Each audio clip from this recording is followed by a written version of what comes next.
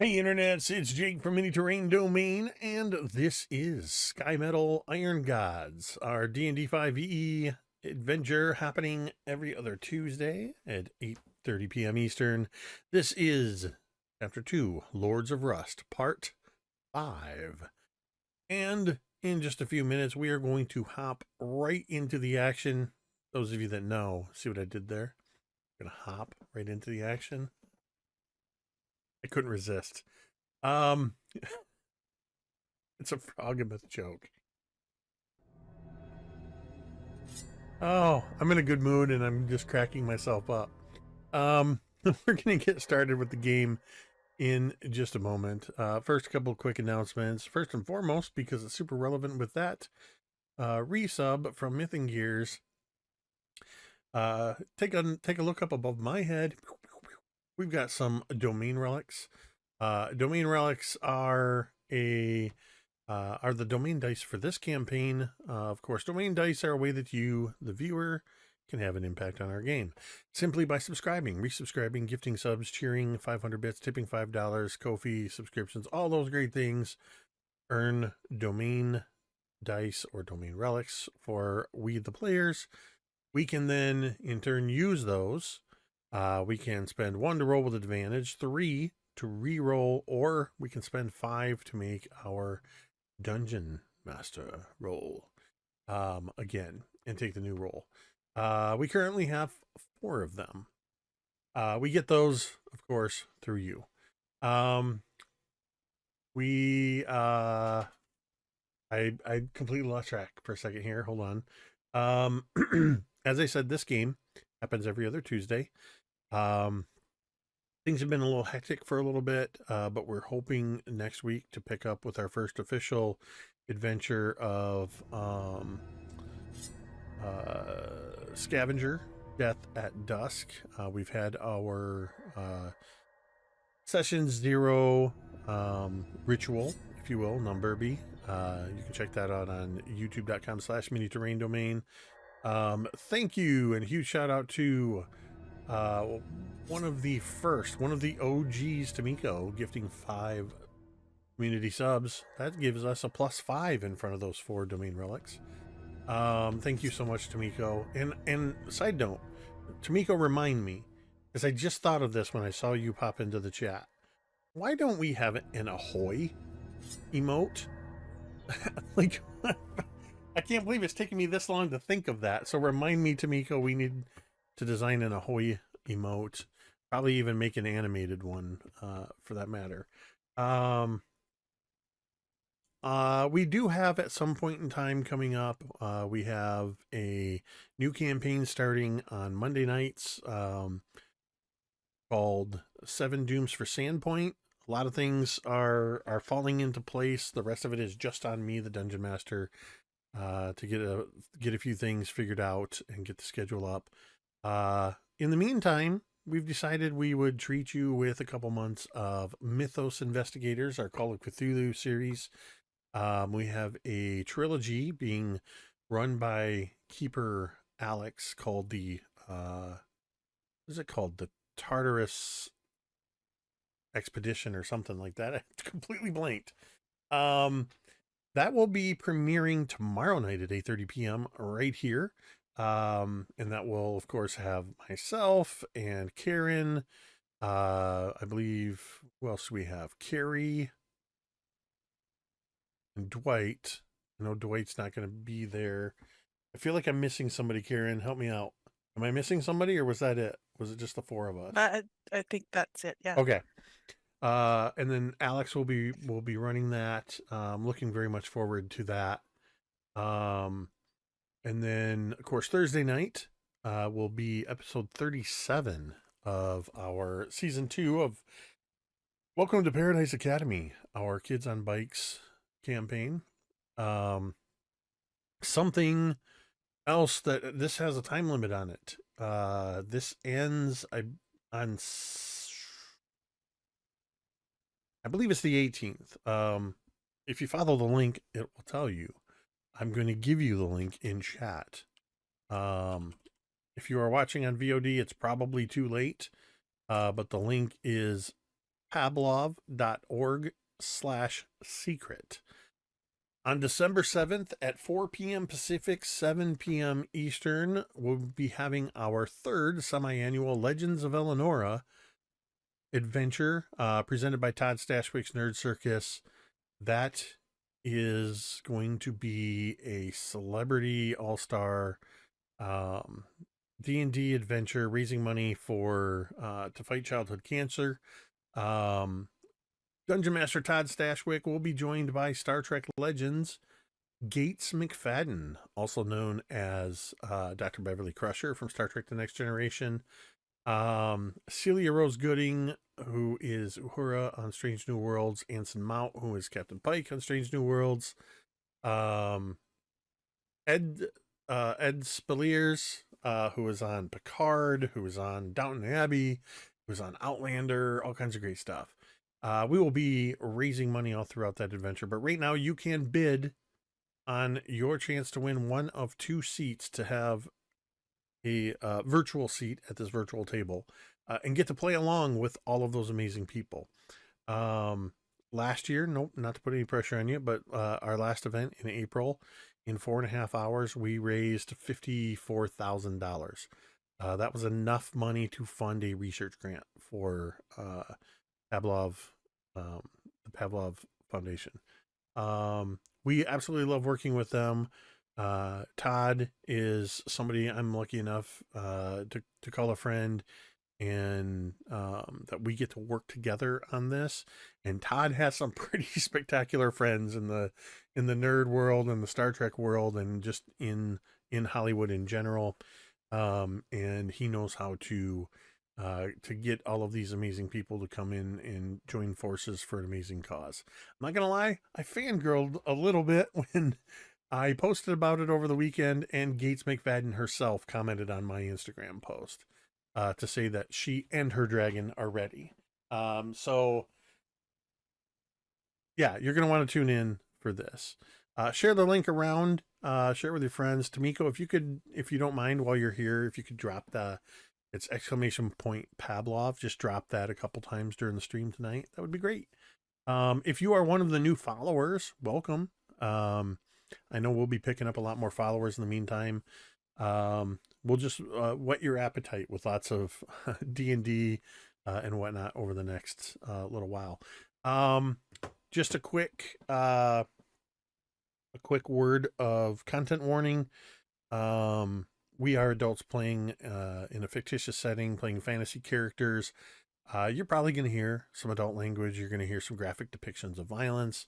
You're going to hear fantasy scenarios, and who knows what else we'll get up to.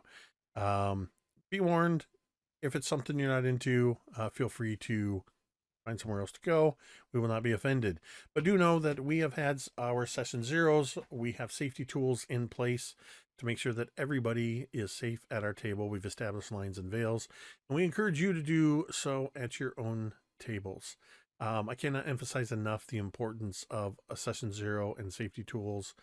It doesn't matter if you've been playing with the same group of people for 30 years or you're embarking on a new adventure with new friends. Don't make any assumptions. Have your session zeros, have your safety tools.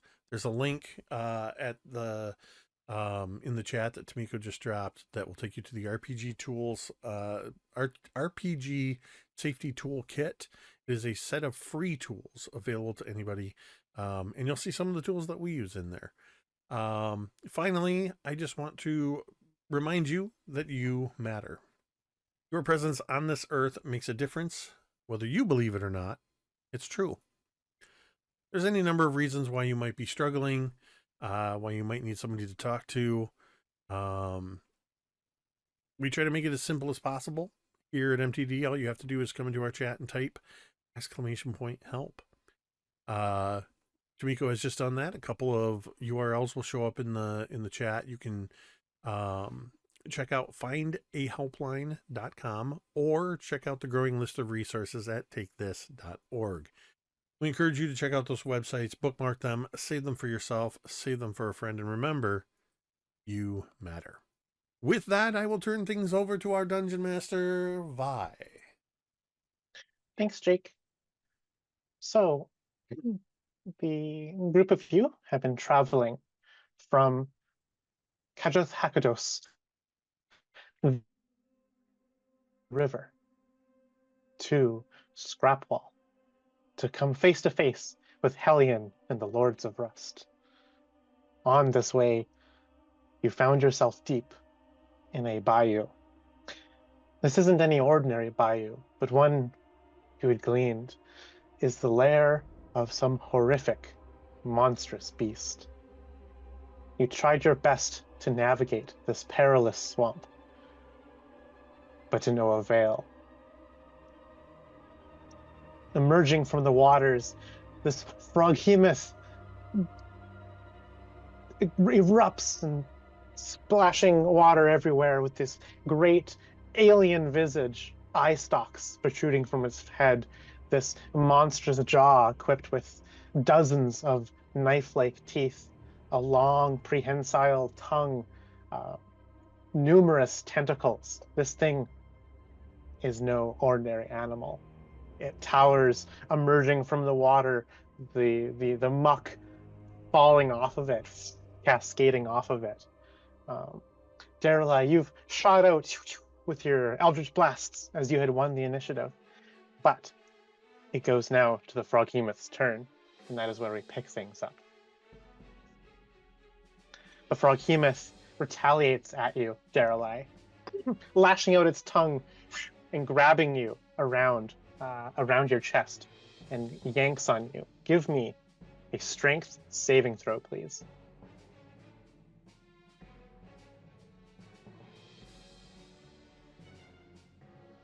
Yeah, we're starting off strong. That's a 9. You are pulled by the tongue. Let's see, how do I grab you? You get lifted off of the boat, and held aloft, dangling right in front of the maw of this froghemoth, and it opens its mouth, retracts its tongue more, and chomps down on you, biting and attempting to swallow you. That's going to be a 19 versus your AC. That is a hit. All right, you are going to be taking 23 points of piercing damage, and you are now swallowed as it eats you in one bite. Can I, as a reaction, do my Hellish Rebuke? Absolutely, you can. Sorry, you said how much damage? 20? 26. 26. Ouch. Okay.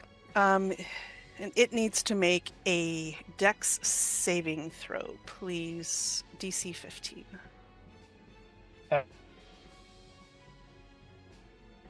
It fails. All right. Okay, so that he will take 4d10. Oh, that's... Well, I got 110, 1, so a total of 19 points of fire damage. 19 I'm a little fire. spicy when I get eaten. But now you are within the gullet of the Froghemoth. You are blinded and restrained, and you're going to be taking acid damage at the start of each of your turns as the Froghemoth's stomach begins to digest you while you're still alive. That was its tongue and its bite, and it makes 2 lashing tentacle attacks. One at you, Yrsimagor, and the other one at you, Veris. Against Yrsimagor, that's going to be a 28 to hit, and against Veris is going to be a 20 to hit. All right, you are both hit. So, Yrsimagor, you take 20 bludgeoning, and you are grappled. Veris, you take 16 bludgeoning, and you are also grappled. And with its grapple, it is going to swim underwater, distancing 30 feet and dragging you along with it, pulling you off of the boat and into the water. So to detach you from the boat and attach you to the Froghemoth. Attach. Attach. Attach. It pulls you off the boat and into the water. You are grappled by this thing as the tentacles have walloped you, and are constricting you now around your chest, binding your arm and chest and pulling you into the frigid waters with it. As it submerges itself in the water.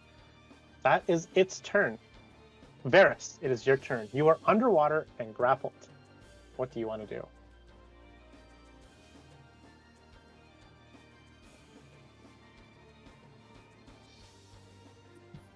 I don't know.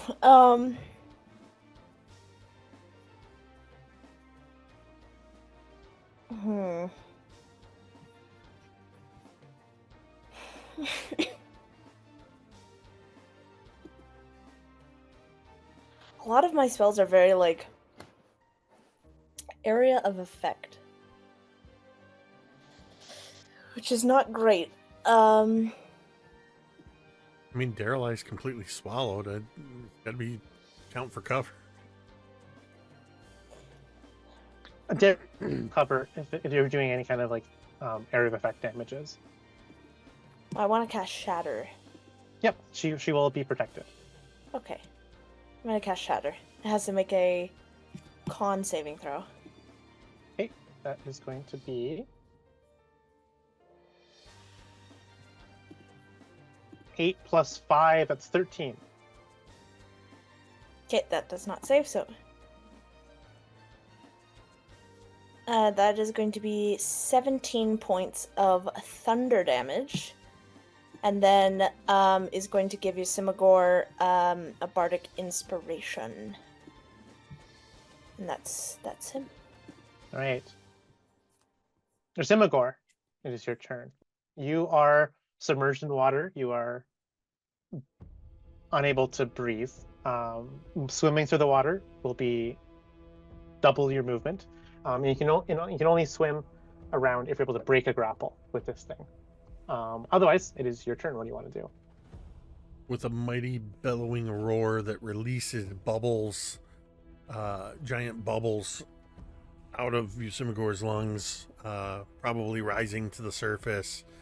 The first thing I would like to do is rage. Make sure I have rage. Yep. I'm going to rage, and then I am going to attempt to break free of this grapple. So I believe that is an athletics check, yeah? Yep, athletics or acrobatics, but I assume you're doing athletics. At advantage, as I'm raging. That is a natural 20 for a total of 27. Roll unarmed damage, and I'll say that you do some unarmed damage as you break free of the grapple. Okay. My unarmed damage is a straight up 5. Okay. You do 5 points of damage. Let me retcon that just a hair, because I did rage and I do get bear claws when I rage. So do you want me to roll the bear claw damage?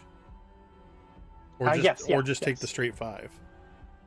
Do the bear claw damage. Okay. So yeah, that's better. That's 9. 9 total. Perfect. You have broken free with a natural 20, ripping at this tentacle, raking it with your bear claws that have emerged from your barbarous rage. You are now free and from underwater. While still underwater, I am going to use my movement. If I can get there, half my movement would be 20 feet. I'm going to swim to where Veris is grappled. Yeah, Veris is like within arm's reach of you. Okay, yeah. Then I am going to use my movement to and sort of flavor it that I'm not necessarily grappling it, but I'm grabbing hold of the tentacle that has Veris with the intent to help rip him free, given the opportunity. That should be my turn. Awesome. Toy, it is your turn. Oh my. Did this thing emerge fully underwater? Like we on It the is. boat It is. cannot. It is now submerged in the water. Yes. Okay. You can still see its outline very faintly in Okay. the muck, so it's going to have concealment from you, but So otherwise you're still able to see it. would that be considered? Should I roll with disadvantage then? Let me look up concealment. Oh, There's no such thing as concealment. I forgot all about Donut. Donut! Donut is with me. I love that we named it Donut. So it is lightly obscured, so it is going to be at disadvantage, yes. Okay, that's what I wanted to make sure of. Mhm. Because she's just instantly gonna pull out her short bow, pull out an arrow, and try to hit it that way. So let's see. Disadvantage? Well, I got a 2 for 9. That is going to ineffectually strike the water at a wrong angle, doing Mhm. nothing to the Frogometh. Yeah, that is all I can do. Right. It is now Miranda's turn. She steps up to the edge of the boat, seeing the Frogometh capture 3 of you in one go. She points her finger and she channels the power of the circuitry in her to let loose a simple bolt of lightning that courses from her fingertips. This purple energy. She makes an attack against the Frogometh, getting a... It is not an attack roll, it's a saving throw. Okay. The Frogometh makes a saving throw, succeeding. So it resists the lightning damage altogether. That was remove in her action. It is now Daeralei. It is your turn. You are inside the Frogometh. At the start of your turn, you're going to automatically take 11 points of acid damage as you are eaten alive. What do you want to do? Ow. I would like to, in my blind and restrained self, reach out and try to touch the walls of the stomach that I'm in, and basically, I want to cast Vampiric Touch as I do so. I would say that's completely allowed. You will have... Let's see. So you're attacking at disadvantage. Yeah, so you'll just be attacking with disadvantage to do so. To get the spell up and effectually. Those rolls bad. So that's a 9 to hit. Yeah, 9 is not going to be good enough. Does not hit. The Did you spell, want though. to use some domain dice? No, not at this point, because I should have Okay. beforehand. The spell is a concentration-based spell, though, so I have it. It's up and available for next turn if I have a next turn. Okay. It is now the Frogometh's turn. It looms around in the water, and it's going to propel its tongue out once more, catching you, Yrsimagor, wrapping around you in the water, trying to pull you away from the tasty morsel of Veris. Give me a strength saving throw, please, Yrsimagor, as you get pulled in by the Frogometh. All right. That's going to be with advantage. You know, believe it or not, another natural 20. 27 total. The tongue lashes out and it tries to yank and tug you to eat you, but you're able to resist. You shrug it off, overcoming its formidable strength with ease. With this, then, it's going to make 2 tentacle attacks, one on each of you. Veris is going to constrict you even more, crushing your bones. And then Yrsimagor, you're going to get whapped by a tentacle here. So Veris, you're going to get crushed. It's going to be a natural 1 in the attack roll, so you take no damage.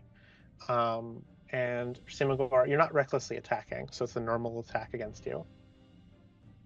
It's going to be a 16 to hit you. That is going to miss. Okay, you're able to slowly glide out of the way of the tentacle attack. It's then going to use its movement to approach all of you, and it's going to give you a big bite, Yrsimagor. That is going to be an 18 to hit. That will hit. Okay, you're going to take. You're going to take 18 piercing, and you're also going to get swallowed as it just eats you in one big gulp. So halved to 9. Okay. And I slide down its throat. And you get gulped in one big mouthful as you find yourself in a very cramped gullet alongside Daeralei as you're both getting digested by stomach acid. The both of you are blinded and restrained, and you can feel that you take up the entirety of the Froghemoth's gullet. You can't imagine a third one fitting in here. That is the Froghemoth's turn. It bit, tongued, and tentacled twice. Yeah, so Veris, it is your turn. You are still grappled. Yeah, I think Veris is going to try and get out of the grapple. Okay. That is a acrobatics or athletics roll. Oh boy, he's so good at both of them. Okay, that's a 19. 19, you are able to break free. You are no longer grappled, but you're still swimming in the water. What do you want to do? That was your action. Veris is going to try and swim back to the boat, I think. Okay. So you can move at half speed. So you can probably get to the boat's edge, like Cool. And lifting your hand up, help me, kind of thing. Yeah. Yep, that's what he's going to do. All right, Yrsimagor. Unless there's anything you want to do with your bonus, Veris. Okay. Yrsimagor, you're going to take some acid damage at your turn. It's going to be 14 acid damage. But it is your turn. You are restrained and blinded. What do you want to do? I'm going to do this.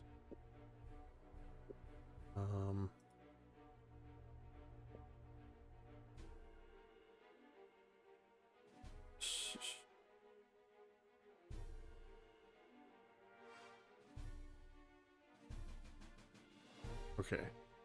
So I should be able to attack it straight up. You'll right? be at disadvantage normally, but if you recklessly attack, that'll cancel it out. Yeah. Because of my beast claws, that's going to allow me to make 3 attacks against the inside of its gut. So that is going to be an 18, That's a hit. a 25, Yep. and a 16. That's 3 hits. Okay.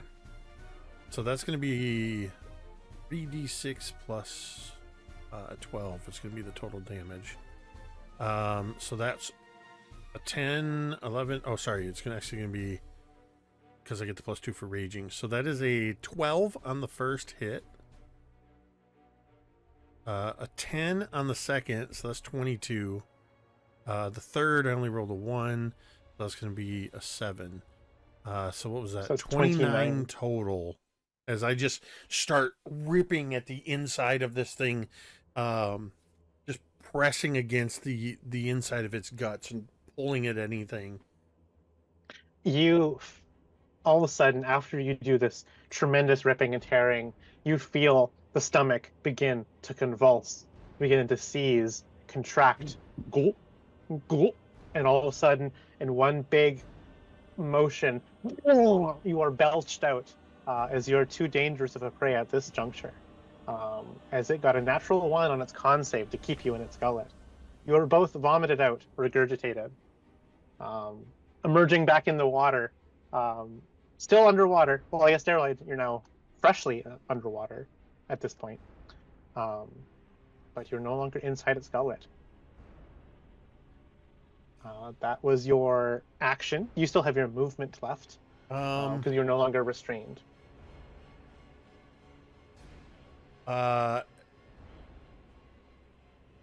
Did we just automatically surface with the regurgitation, or are we just underwater? No, you're still outside in. of it? You're still in the water. Yeah. Okay. I'm going to swim however far I need to get to the surface. Would you allow me to grab hold of Daeralei and drag her to the surface with me? I would allow it since it would be like two halvings, so like 40 to 20 to 10. I'd say you're about 10 feet from the surface. You can grab Daeralei, and you can surface the both of you. So, yeah, so Daeralei, I would actually sort of shove you ahead of me, so you're going to surface first, and then I come up right behind you. And then immediately looking to see where is Veris, where's the boat, where's the others. What are we, about 10, 15 feet off the starboard bow? Yeah, you're about 15 to 20 feet away. Okay. So yeah, I guess treading water at this point. Sweet. And Donut, do you want to have Donut do anything, or is Donut going to stay put in the boat? Donut's basically a, what was it, a eight-legged cat? Yes. Yeah, Donut's not getting in the water. I think Donut is... I kind of picture Donut just being very anxious and angry in the front of the boat, like in Life of Pi, like the tiger stuck in the boat with the kid. Awesome. That brings us now to Toy. Your turn.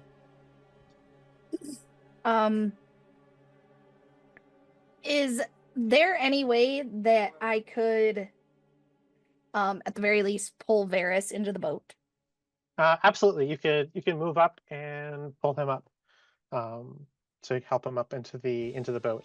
Mm-hmm. And that'll use up your entire move to do so. That's fine. Yeah, she's at least getting Veris into the boat, and then I think, as that's the final, like, that's her whole action. She's just kind of looking around for maybe a rope to pull the other two in. Yeah, there's definitely ropes in the keel boat here. Mm-hmm. If you want to, you could probably toss out a rope. I think that's what she'll do. Yeah, she'll toss the rope out, and she'll just be like, "Grab on!" Yrsimagor and Daeralei, a rope has been tossed to you, and it lays kind of just plaps against like the algae and muck on the surface of the water before it slowly kind of begins to cause it to fold in a little bit. There's quite a helping of stuff in this water. It is Mayenda's turn, and she's going to. What is she going to do? She is going to focus and lash out with a tremendous amount of psionic power to try to blast this Frogomyth, making it make a wisdom save. It fails, so it's going to take some psychic damage. Take 17 psychic damage.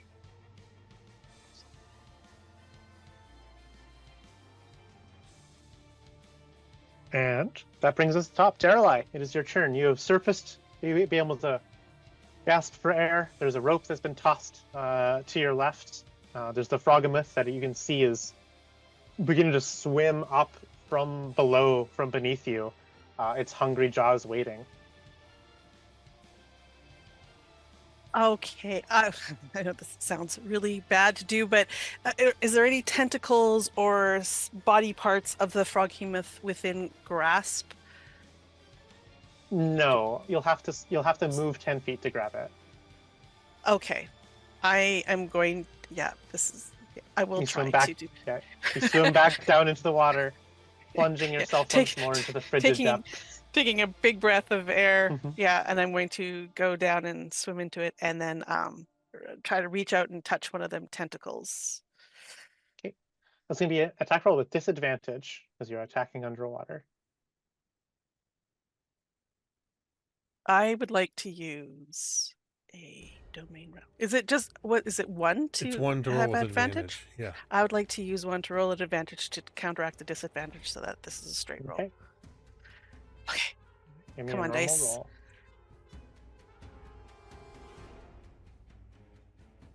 Oh, please let this be enough. It's a 14. 14 hits. Oh, ho, ho. Okay. So that is 9 points of necrotic damage, Mhm. and I will gain half back as points healing.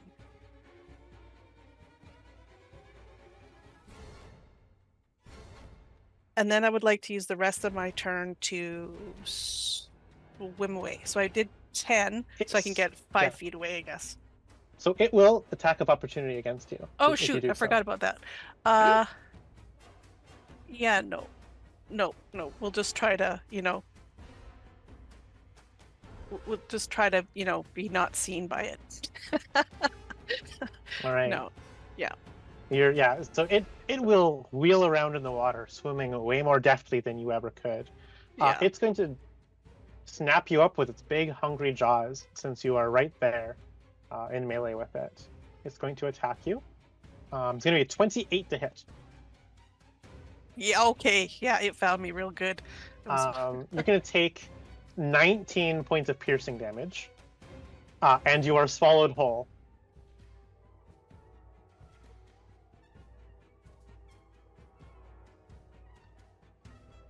It is going to lash at you, Yrsimagor, twice with its tentacles. You had recklessly attacked on your previous turn, so it's going to have advantage against you. So it's going to get a 29 to hit and a 18 to hit. Yeah, both of those are hits. So that's going to be 18 bludgeoning, and then you take 16 bludgeoning. 8. And you are now grappled. And then it is going to use its move, not duplicate itself. It's going to, hello. There we go. It's going to use its movement to breach the water, lifting its head above the water, and it sees you there, Toy. You've been, kind of a big juicy target. It gulps, swallowing what's left of Daeralei, and then it's going to launch its tongue out at you, grabbing you and trying to pull you into the water as well. Give me a strength saving throw, please.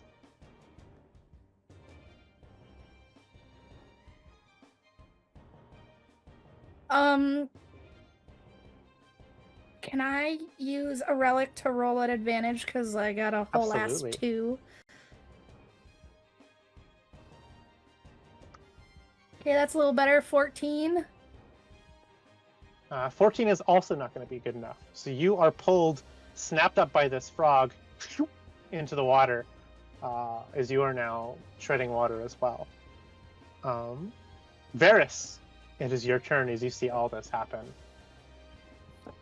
Can Veris shoot or try and shoot at this with his pistol? Yeah, it has breached the water, absolutely. So you are able to see its head like emerging from the muck. Okay, he's gonna try that. 15 to hit. 15 hits. For 3 points of damage. 3 points of fire damage. Yay. All right, that was your attack. Anything else going on your turn? Yeah. Who else can he see? Toy? You see Toy and Yrsimagor floating in the water. You see the Frogameth.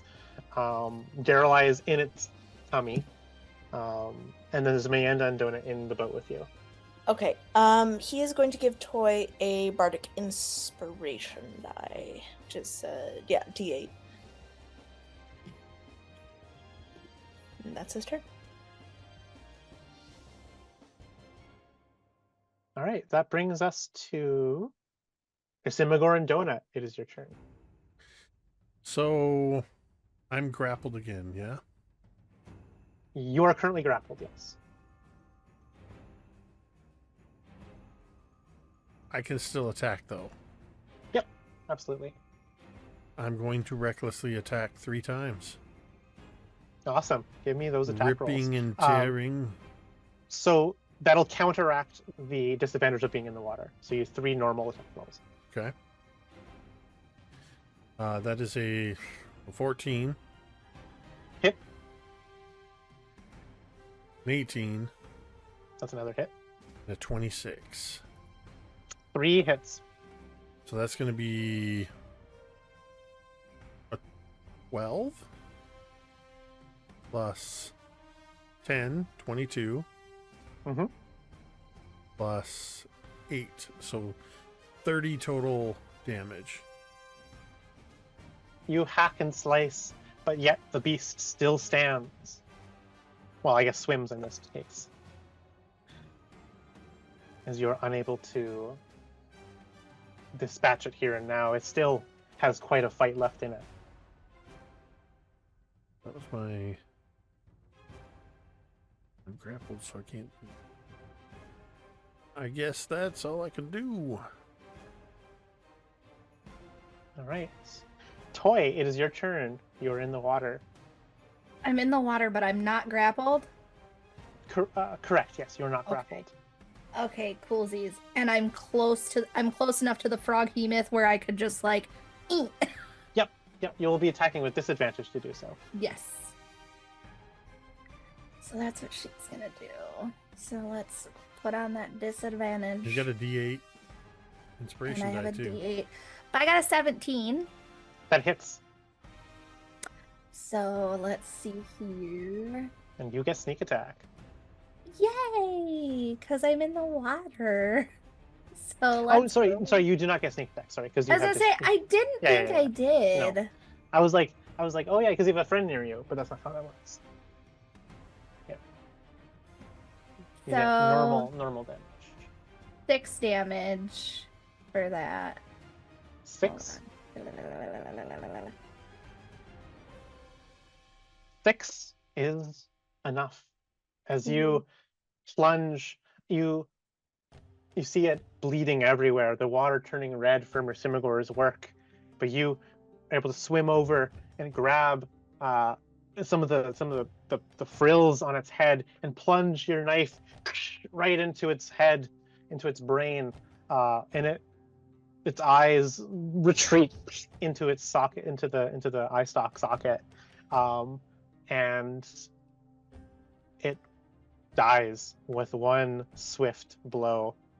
Daeralei, you are vomited up ever so slowly by the instinctual actions of this frogometh, as the corpse floats limp in the water. However, with the frogometh dead, all of you get the sense that there's something still in these waters, something that this massive creature was holding back. In the corners of your eyes, you see movement. All of you in the water, all around. Fish are converging, swarms upon swarms of fish.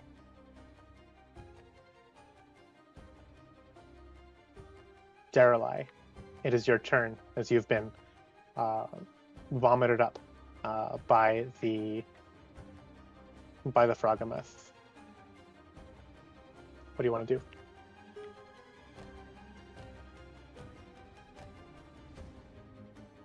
I want to swim back to the boat if I am able. Okay, so you are no longer 10 feet underwater because you were swallowed.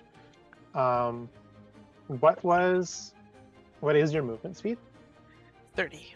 30. So you can move dash gets you to the boat. Yeah.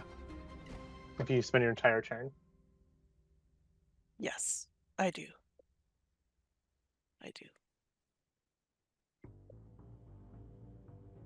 All right.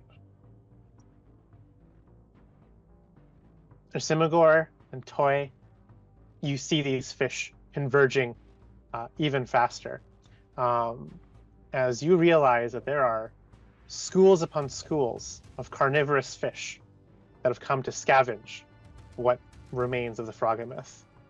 These scavenging fish pay no heed to whose flesh they're eating. As you get nipped by tiny but numerous small fanged mouths. Toy, that is going to be 20 to hit you. Oh yes, that will hit. And Yrsimagor, it's going to be a 19 to hit you. Mm-hmm. So Yrsimagor, you're taking 3 piercing. And Toy, you take 8 piercing. As you're starting to get eaten by the flesh-eating fish. As well, the Froghemoth corpse is getting absolutely swarmed and surrounded. And so it feels, so you notice that you are being attacked by the fish that aren't able to get to the Froghemoth corpse. Daeralei, also, you were not able to get out of the water quite in time. So you're also going to get fishified here. It's going to be a 20 to hit you. Fishified should not be a word. You can take 4 points of piercing damage from the gnashing teeth You see Daeralei clambering, trying to get up, like she's swimming. She tries to clamber up onto the boat, and as she's trying to pull herself up and over, those fish latch onto her, and her hand falls from the boat as she goes limp in the water, or whatever this monk is.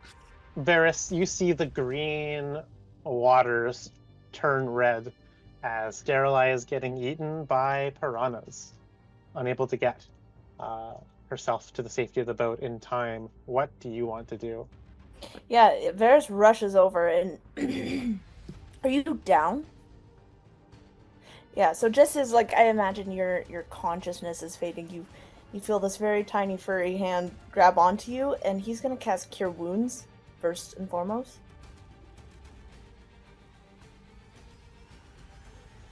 For 13 points of healing. And that's what he's gonna do, unless he can help in any other way, but I guess it's a move and an action. Yeah, you so Bardic Bardic Inspiration her. Yep. Okay. Yrsimagor, it is your turn. As you're getting nipped by fishes. Worst kind of nips.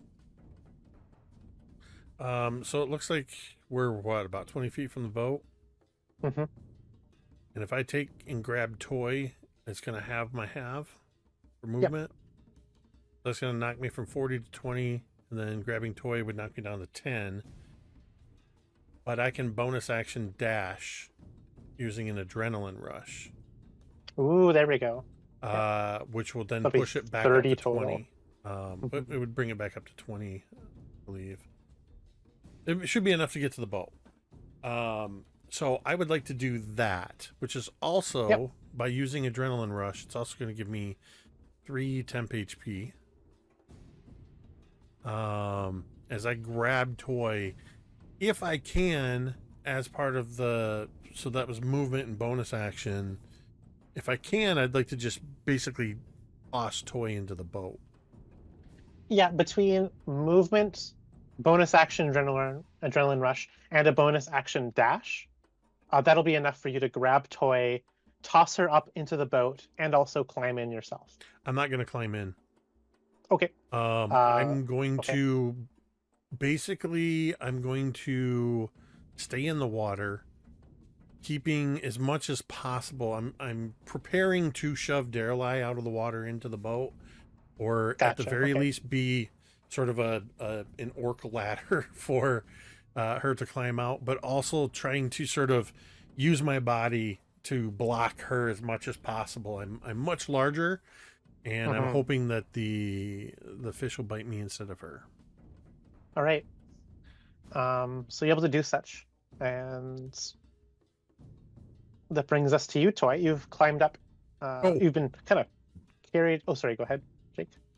Since they're all around us in the water, I don't know if it'll really do anything because there's so many of them. But Donut, being a cat with fish all around, is absolutely going to be attacking at the swarms of fish. Ooh, okay. Yeah. So I imagine like Donut can kind of reach over the edge of the boat and kind of like swipe at any of these passing fish that come by. So I'll say like, yeah, the Donut can make attacks. Donut against gets the fish here. multi-attack. Gets one bite and 2 claw attacks. For some reason, it doesn't let me roll from there. Fortunately, I have dice right here. So for the bite attack, Donut doesn't get so good of a bite attack, I don't think. That's an 8 to hit. That's gonna be a fail. But with 2 claw attacks, oh my word, also an 8. Nope, a 9. But the last claw attack is a 23. All right, 1 claw attack. Donut seems a little bit unsure of how to handle herself on a rocky boat, but she finally gets the knack of it. So that's a total of catching 6 some fish. damage. Awesome. You do a small amount of damage. It doesn't seem to do much to reduce the amount of fish swarms, but if she were to keep up at it, she could help thin it out. It definitely comes across more as Donut snarling and hissing, biting at the air, and just splashing a lot. A bunch of muck-riddled water gets splashed up into the boat.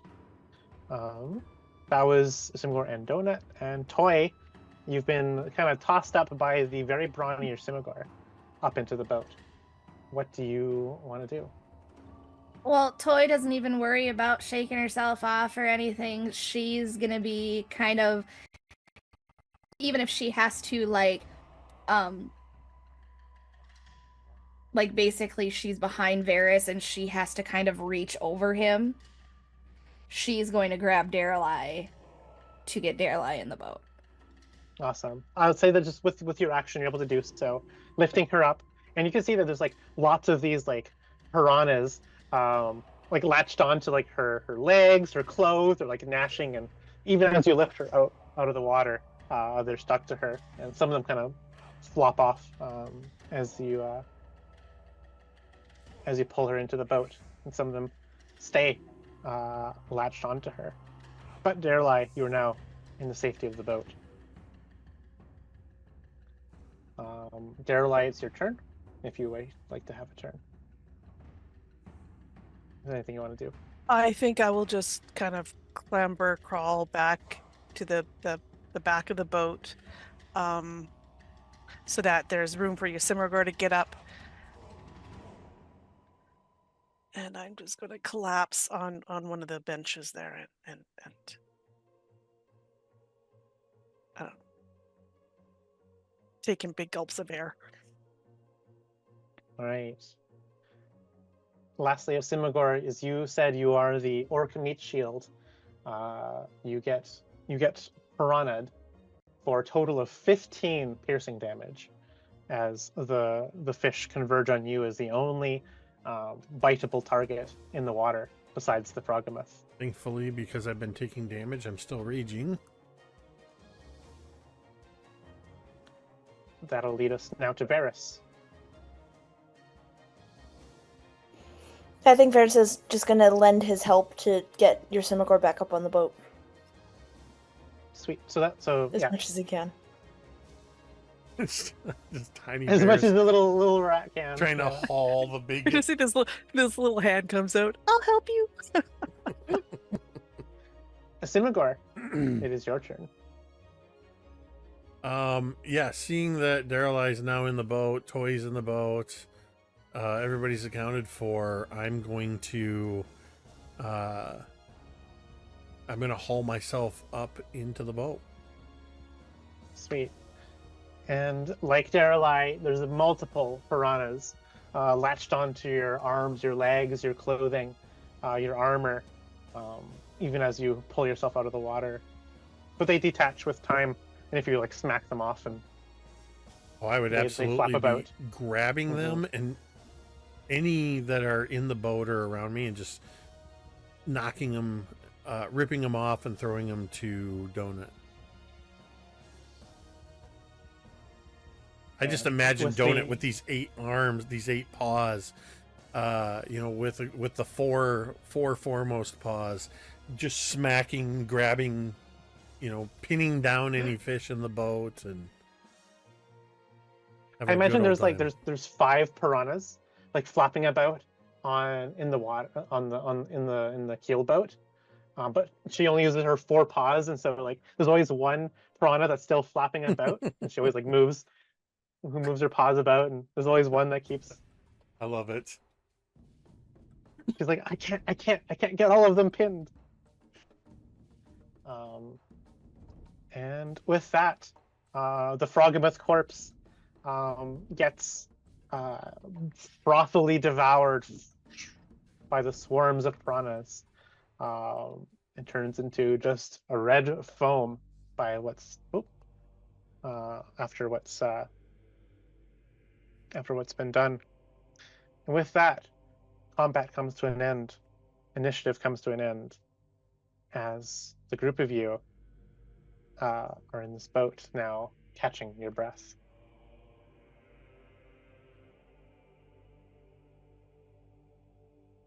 I don't imagine even taking a moment to catch breath at this point. As soon as we're in the boat with the corpse of the Froggamouth being rapidly devoured, I grab the oars and immediately start rowing us as quickly as possible out of here. Using that last minute of rage to just push extra energy into the rowing. Perfect. As you make your way, continuing through the bayou, leaving it all behind, do you do so in silence with the rest of your companions? Does anyone do or say anything as you put this corpse, this terrible combat behind you? I think the only thing that Daeralei says before she kind of maybe passes out from exhaustion is, yeah, let's not do that again.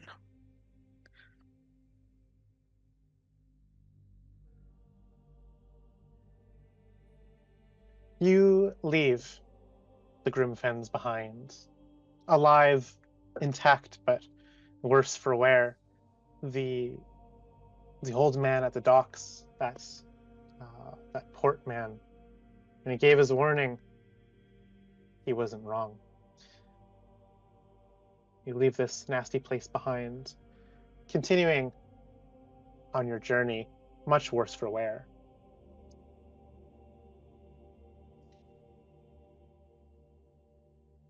Day turns to evening as you sit in silence or idle talk, as you get yourselves a short rest in the meantime, to catch your breath and tend to your wounds and bandage yourselves and disinfect any septic wounds that might have happened from the horrendously bacterial and infected waters of Grimfen.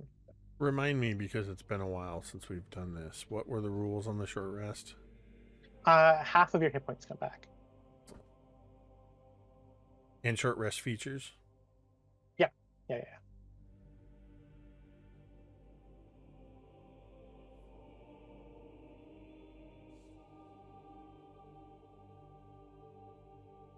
As you continue along this riverway, the bayou behind you gives way to an open badlands once more, as the vegetation goes from these deep greens to these dry, dying, ruddy yellows and oranges, the grasses growing sparse once more as you continue on your way to Scrapwall. It comes now, this time once more, to break for camp. As you pull the boat to the side, you see that this is as good a spot as any to set up your camp for the evening. To set once more on the next day ahead. You unpack your supplies, set up your campfire, the sun now threatening to dip below the horizon. I imagine the fire crackling softly. There's this silence that's held over the entire camp, as if holding space for things to be said.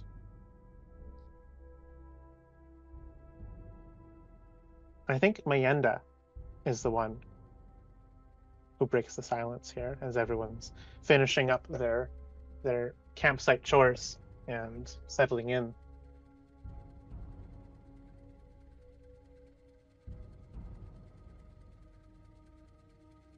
She says, kind of not aimed at anyone in particular, we'll be in Scrapwall soon. And she's sitting on a rock near the fire. And you can see, Yrsimagor, that Donut has taken a liking to Mayenda, it seems. Donut's gone over and sniffing at Mayenda's fingers and hands, expecting something in it. And Mayenda doesn't really know what to do with this creature and shoos it away, but Donut is not so easily shooed. And will return a few minutes later, just content to sit even at her feet.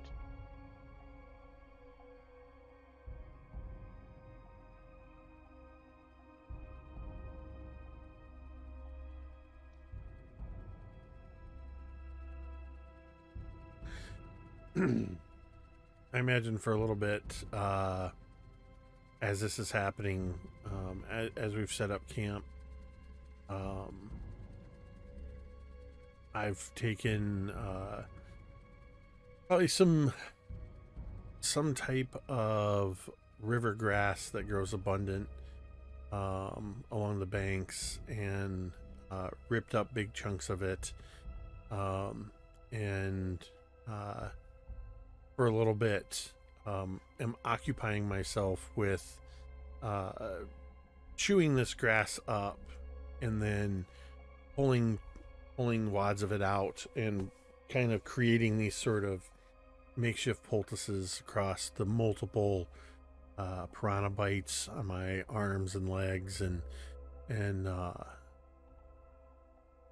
seeing, just watching this interaction between Donut and Mayenda, and as she says that we'll be in Scrapwall soon.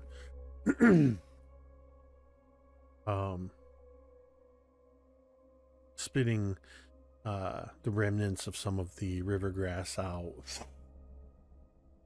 Are you in such a hurry? Or do you go with trepidation?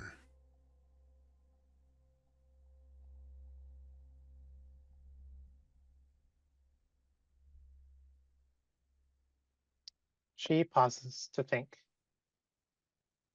I am concerned about what it'll feel like once more to be within that place's walls. You don't know what you're up against. You don't understand.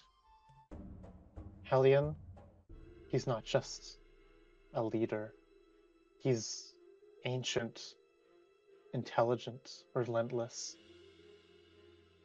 Us Lords of Rust, we are not bound like any other ordinary followers I've ever seen.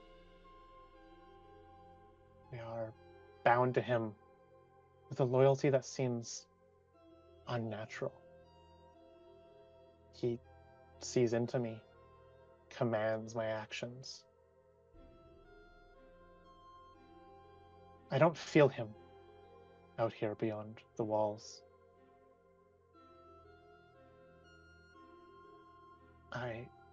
Hellion will sense me, I know this, if I set foot in Scrapwall again. He'll know every thought inside my head. I don't think I'll be able to resist his hold on me.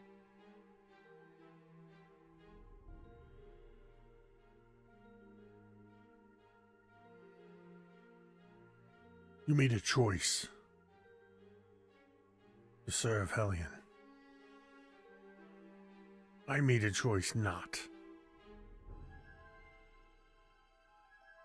His voice holds no sway over me. Can you not reject him?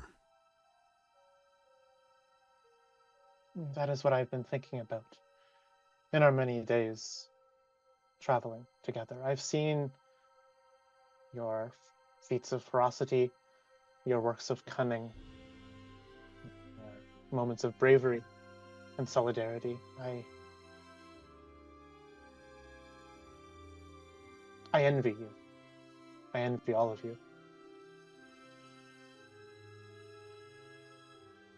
You work together not out of compulsion or devotion or loyalty, but from companionship.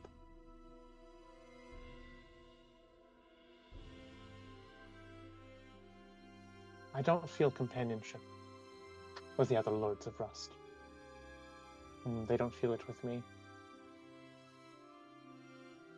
And here, out beneath the stars, away from his whispers, I don't feel him. I have not felt him. I've given thought to the words you've said, you, Daeralei, about this ghost within me. I see her in my dreams every now and then, since we've left.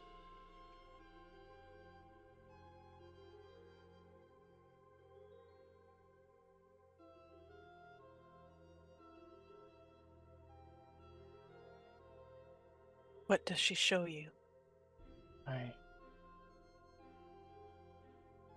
I don't... I'm not sure. I see her, Miss Cassandali. She stands before me. Her face is blurry, yet she is familiar to me. I approach. She holds her hand up, and I touch my hand to hers, and that's when the dream ends. It's in that moment, though. In that moment, I feel warmth from her. Something Hellion could never give me.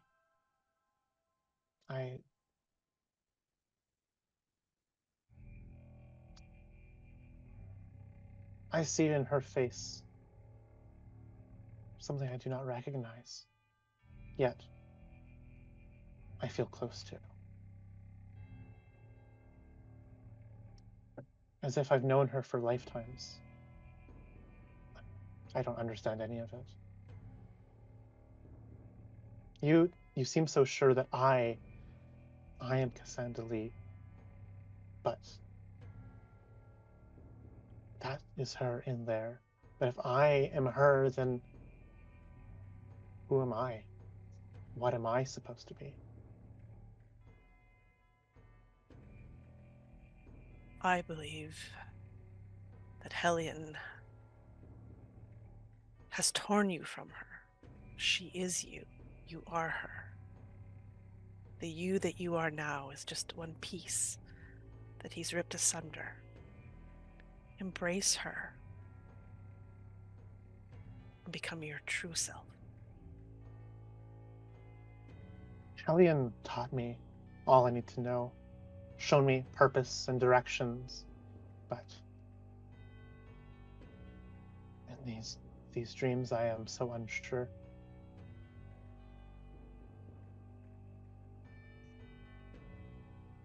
He taught you what he wanted you to know, not necessarily the truth of anything. If he could command you with the truth, with, as you say, not by force, coercion, then you could believe him more. But The fact is that he only has your loyalty because he commands you to have it. He forces it upon you. You have no choice in that matter. Yes. Well, But if you embrace her, you can regain that ability to choose. I've always accepted Helion's voice as that of truth.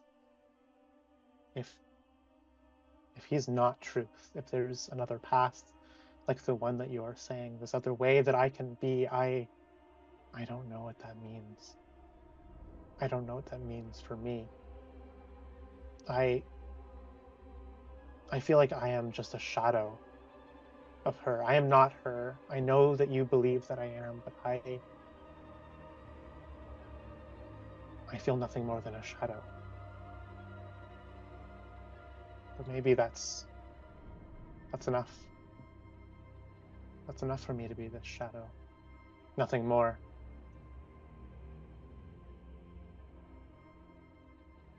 Untamed by Hellion, yet something else entirely. Not this Cassandra, not a Lord of Rust.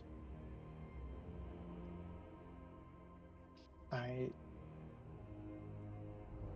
don't know what I would do. He brought me clarity, and without him, I feel empty, like I'm nothing. His grandeur, his power, I cannot, it's beyond anything I can understand. I think him a god. I thought him a god. I thought I could follow him to the end. I know that Cassandra, this ghost in my dreams, I know that she was looking for something profound, something that reached beyond power, beyond domination. That's so unlike Hellion. They're just so different. I believe Hellion is afraid of you, of Cassandra, the you that you are not any longer. That is why he has done this to you. You feel hollow, you feel a shadow, because he has ripped the rest of you away, locked it away. You need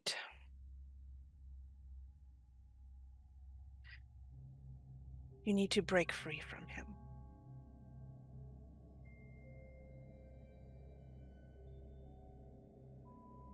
Only in that way can you see and become your full potential again.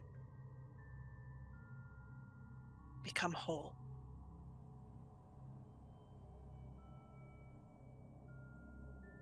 I will think on this. You're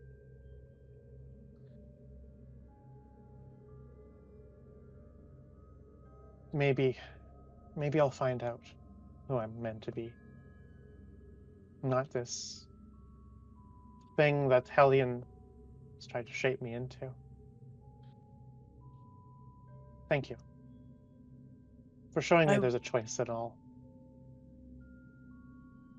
I will do what I can to help you. That is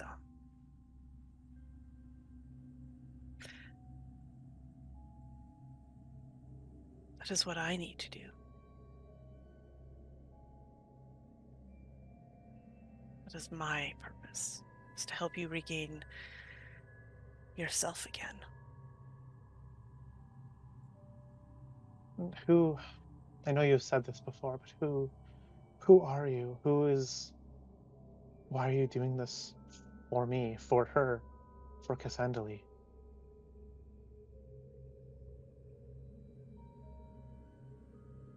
think Daeralei at that point gets extremely uncomfortable about the question.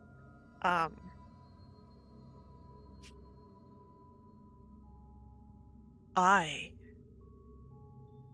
am no one. I am just a tool to be used here to help you to find you again.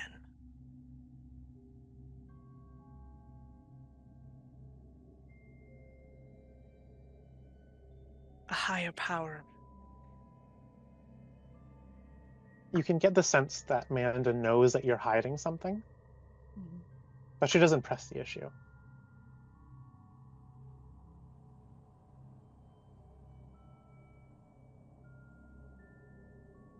I'm sure once you have recovered yourself, you will know all the answers. Ones I don't even know answers to. You are far more important than I am.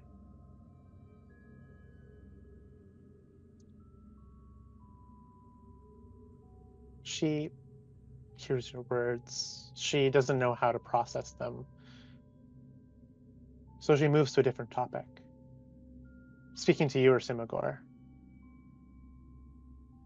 You want to face him, don't you, Hellion?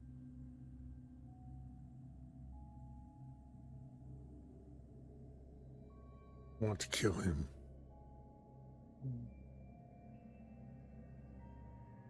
Don't be unprepared. If you're truly set on this, don't underestimate him. Don't underestimate his influence. He's ancient, terrible, powerful. He doesn't want power, simply power. He doesn't want an army. He wants to become a god, a rightful iron god of Numeria. And he's closer to that than any of you know. You, I know you're strong, Yrsimagor, but you need to be stronger, smarter, and more stubborn than anything else he's faced before. You're going to need your companions. They're going to need you. They'll need each other. Hellion, he knows how to break people apart. If he senses even a crack in your resolve, he'll make it a chasm.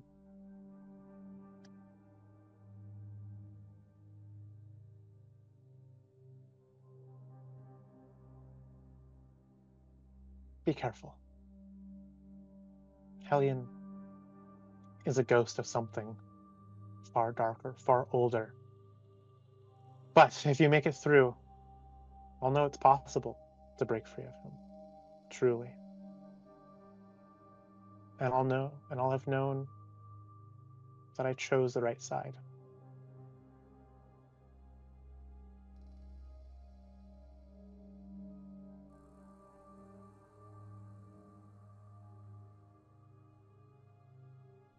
Our histories have taught us that even the gods can be destroyed.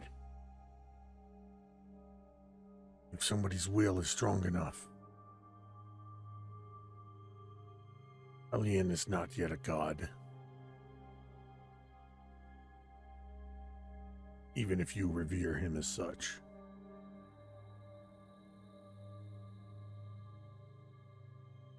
Still, only a fool disregards counsel. That is the closest you're gonna get. To a thank you. She nods, hearing that her words have carried weight and meaning here.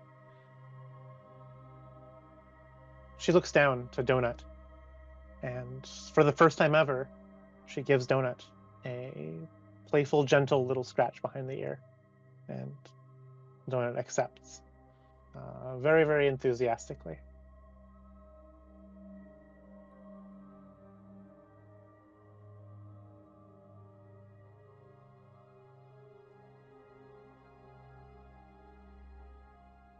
Zoe and Veris, what have the two of you gotten up to during this conversation? We've been eavesdropping on it? Have you been taking notes? Do you have anything else do you have anything that you want to say or chime in with? I think that Veris has been uncharacteristically quiet for maybe the last 40 minutes. Not the whole time. He was the one doing the idle chatter, I'm sure. But he is writing and sketching and drawing. In this book that he has. And if you look at it, he's drawing the creature, this huge frog monster that they had just fought. And you can see he's a couple pages in, and he is writing down notes about their disposition and how the Froghemoth is a fan of swallowing adventurers and just writing down their adventures so far and what they've come up against.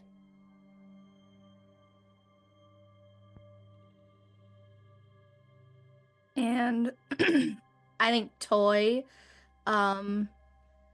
is pulling out her lyre that she has and just kind of plucking a soft little tune, because I believe that's how she calms down, is with some sort of music for her.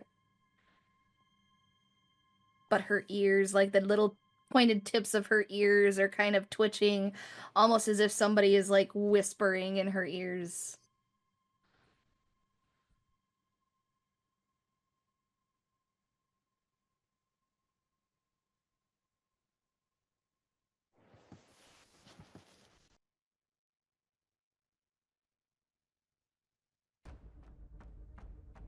And I imagine then the conversation dies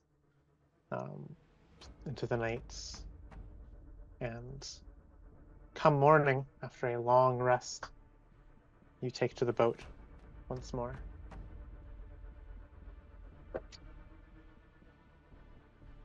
As you take to the boat, continuing on through the winding river to the north, Mayenda speaks up yet again.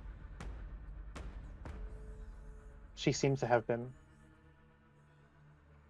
taken a lot of the conversation you have had to heart, pondered it over, and Hellion, he's relentless. He's obsessed. You know, he claims he's a god, right? It's not worship that he's after. It's power. Real, tangible power, and not just over Scrapball. That place is just a stepping stone for him. A source for the parts he needs. The labor and arms and forces and obedience. He's trying to awaken an engine, this vast ancient machine buried below Scrapwall. He thinks that if he can get it running again, it'll be unstoppable, divine.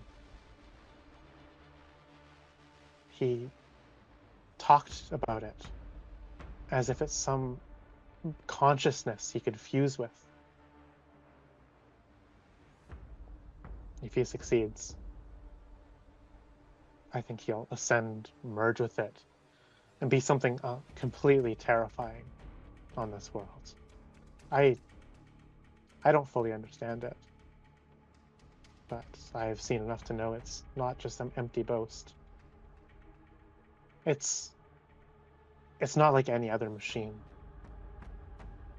It's built for war, conquest, something far beyond even those Technic League's designs. Those retrofittings. Hellion believes it'll make him an iron god of fury and domination. I don't know if he's wrong. If he gets what he wants, If he merges with that thing, there won't be any stopping him. Not for Scrapwall, not for Torch, not for any of Numeria. Whatever he becomes, it won't be something you can just fight with blades and spells and tooth and claw. It'll be something else, something the world will never recover from.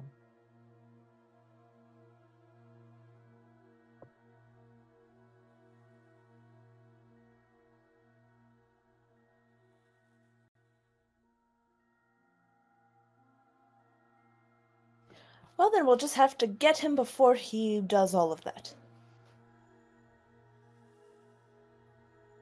Veris says, very, optimistically. So And what's your very, plan, then? matter-of-factly. She asks you, so what's your plan then? You must have some kind of plan. I know you're not that stupid and that brazen.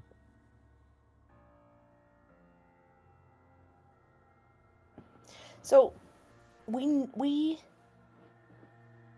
correct me if I'm wrong. So that device that we found deep in ground that has that laser is pointing to Scrapwall. Yeah, it was a power relay that was relaying the power from the generator underneath Torch to Scrapwall, and it's been disabled. Yes. So power is no longer being relayed from Torch to Scrapwall. Right. Well, we have a couple of leads, for certain. A plan. We can't really have one until we really know what we're dealing with. We know that there is a certain amount of power that has been cut off to Scrapwall.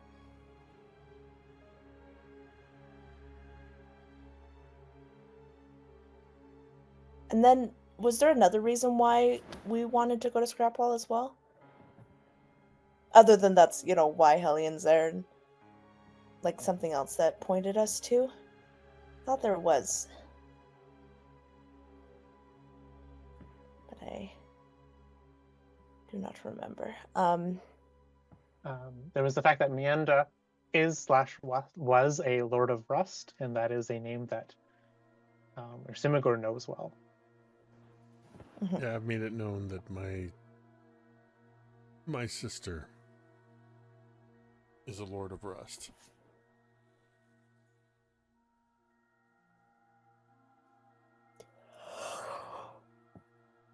Right. Yeah, so then, Veris, I think he says all of that, and I think our first point of business is to get a lay of the land, the situation.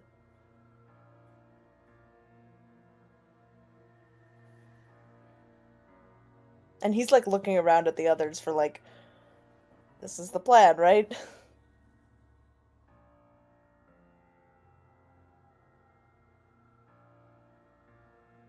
I think you just hear Toy. She goes, Is it really that bad over there? I mean, I haven't been in a long time, but is it really that bad over there?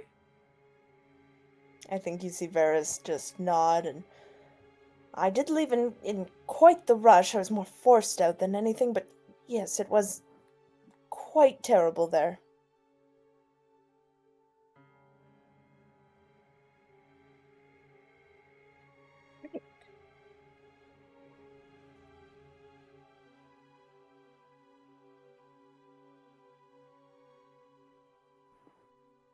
But, I mean, we do have an end goal, right? Stopping Hellion from doing the thing that you had said, melding with that thing that he wants to meld with. So, yeah, I figured that, we have our big main goal, and we can just work backwards from there. That still leaves the 5 Lords of Rust. We've already taken care for the time being, and I look right at Mianda, of one of them. She stares back at you with her purple eyes. There is still Kulgara. Elskarg, Marrow, and the Red Ghost. Well, I assume that they provide some type of power to him, some type of worth. So we deal with them. Find out which one is the weakest. Let's start with that one. Or the one that we have the most access to. And I think Veris looks pointedly at Yrsimagor. To which I only respond, Golgara.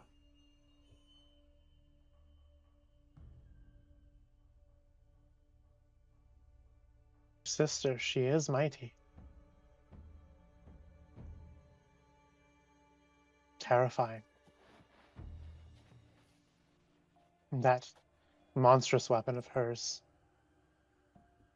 I know that she's massive, it's almost as big as she is. The way it belches smoke and tears through anything in her way. That leads me, though, with Scrapwall approaching. I know the place. But I fear that once I step foot, I will be his once more. And if that happens, I'd be a liability. Worse, I'd be your enemy once more.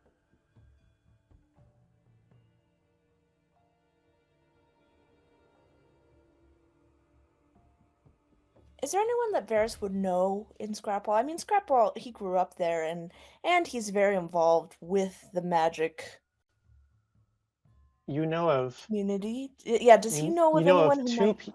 you know of two people in Scrapwall of note. Your father, Whiskethus, and your mentor / rival, Breekite.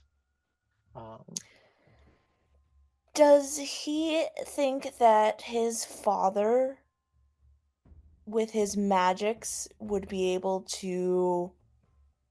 I don't know, I'm thinking something like, you know, a helm of hiding or something like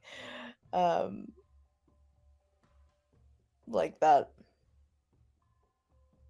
Like something that protects Meanda from Helion's influence. You can make an Arcana roll.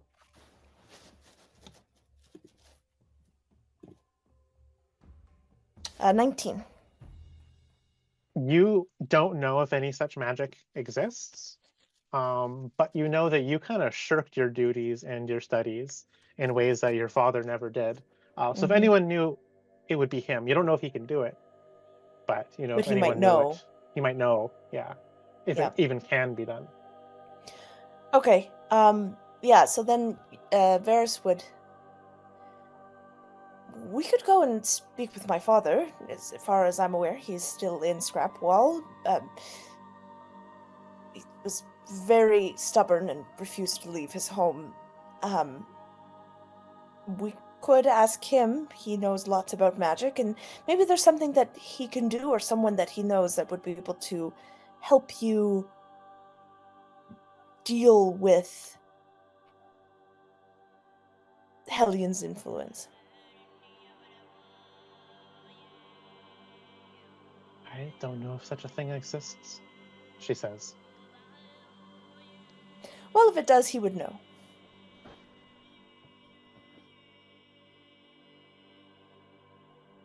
It's an option.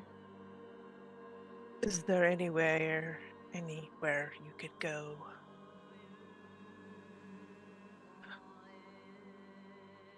For safety at this moment to like you're afraid to enter Scrapwall itself, is that? She nods. So I know of an abandoned fort across the river and a few hours walk south of Scrapwall. I could lay low there. And when we are finished, we can come back and get you. It is only in a few hours out of town. If you need me in the meantime, if there's developments, if your father has the solution like you say he might, you can meet me there.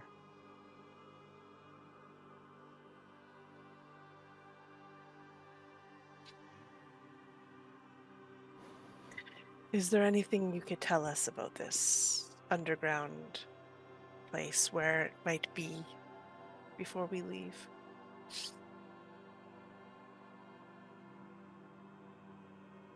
She thinks for a moment, gathering her thoughts and recalling a time not too long ago.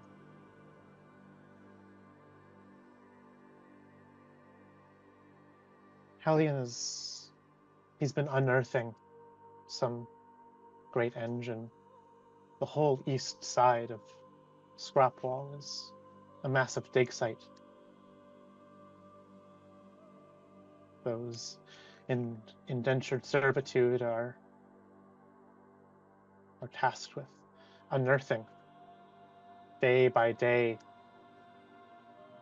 pound by pound, the debris and dirt that covers it.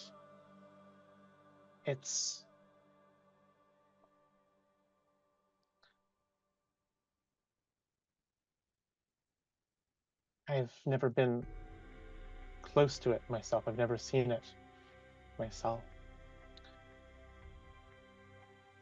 I know that is the domain of only Hellion and the Red Ghost.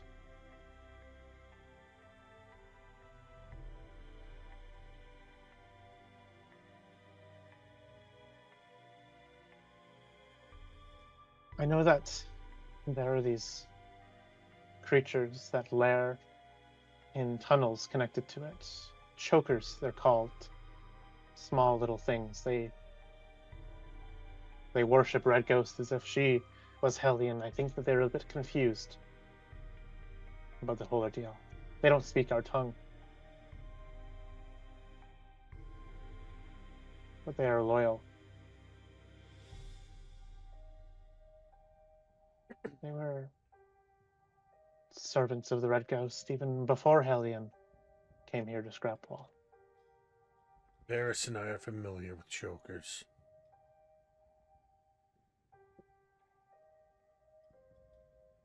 She looks pointedly at you, Yrsimagor, going, "Oh," imploring you to continue to elaborate.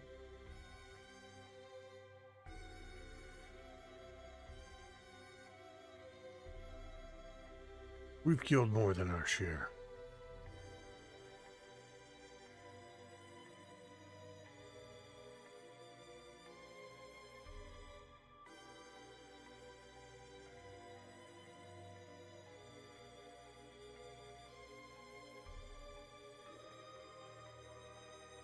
Yrsimagor is not much of one for elaborating beyond that.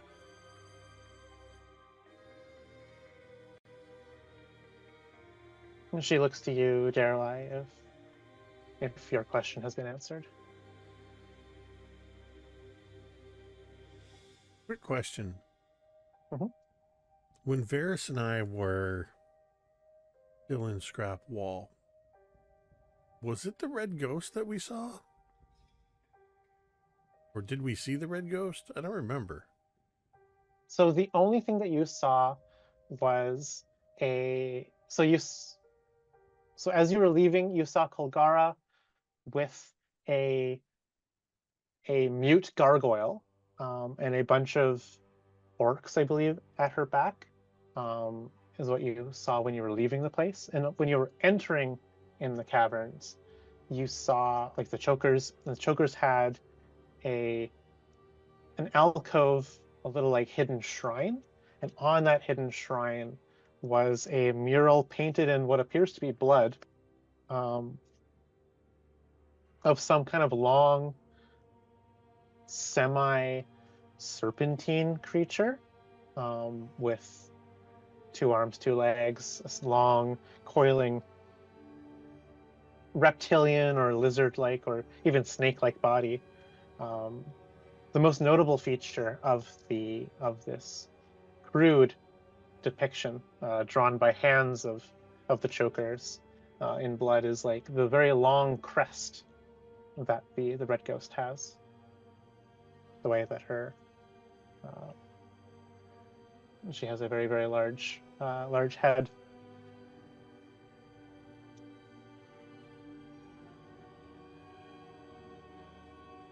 The mural there is depicting her as a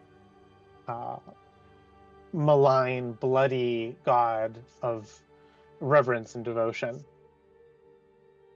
to be appeased and worshipped.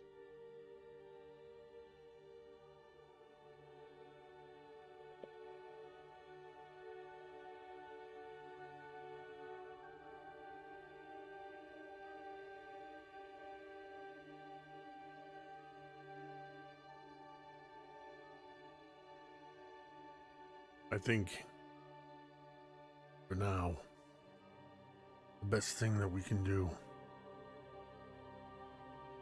let Meanda lay low at this abandoned fort. Slip into the city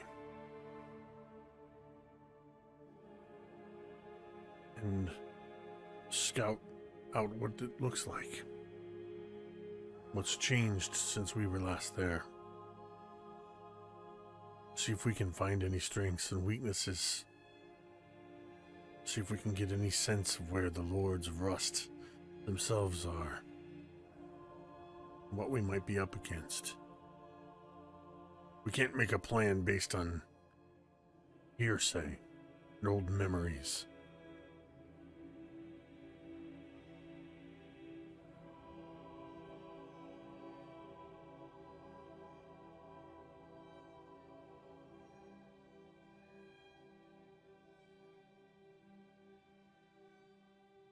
With that, Meanda nods, knowing that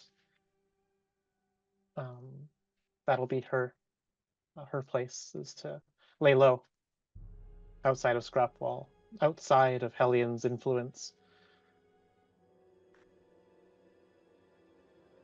And as a few more hours pass, that fort that she mentioned, she points it out in the distance. There. That is the place.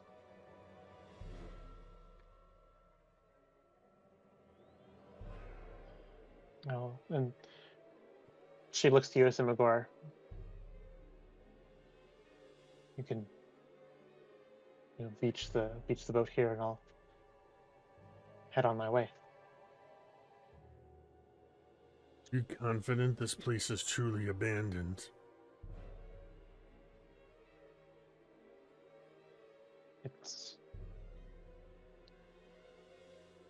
If it isn't, then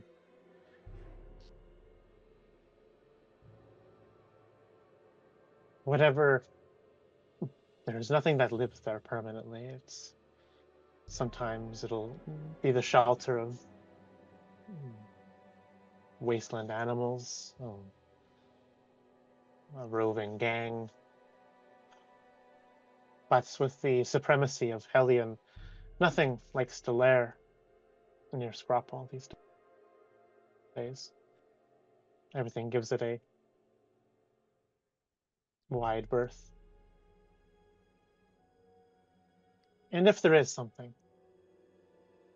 taking up residence in that fort, and they are not amenable to having company, then she cracks her neck and rolls her shoulders. I'll be fine. And she holds that gripper that you've given her. She gives it a test squeeze again, seeing that it still works fine. I will row the boat ashore, and I will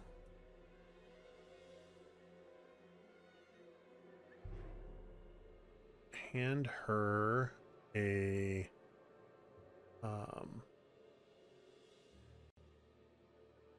couple stacks of energy cells, those whatever those, I forget what they look like Mhm. exactly, but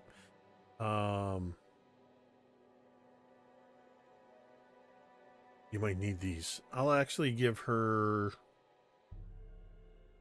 half of what I have, which I have 34 marked, so I'll give her 17 energy cells. Okay. And the gripper, so I'll knock that off my inventory.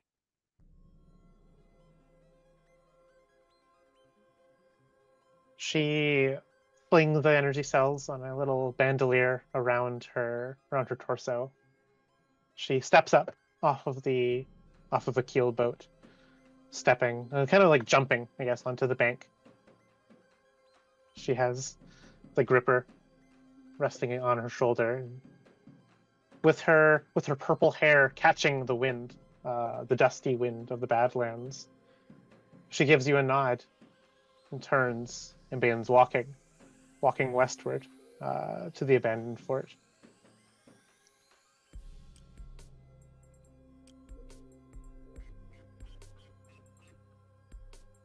And with that is now just the four of you and your Aurum Vorax donut as you continue your way up to Scrapwall.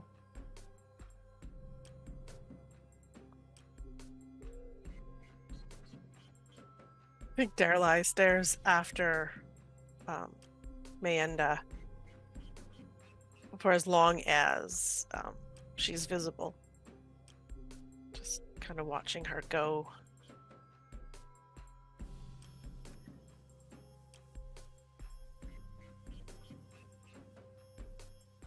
Kind of lost in thought about whether or not this is... whether they'll truly see Mayenda again, and if she'll be okay. And hoping, I think, too, that she finds herself, I guess, in this time apart. So you hear toy as we're like sailing, rowing away. Why does this feel like a backstab?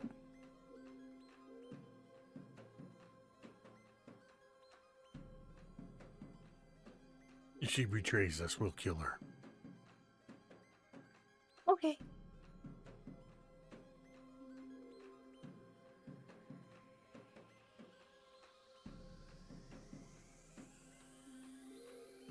I don't think Daeralei kind of reacts to that at all, just kind of lets that comment just kind of slip through. But then they'll turn to you, Yrsimagor.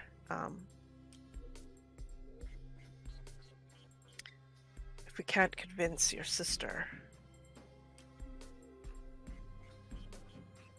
to let go from Hellion,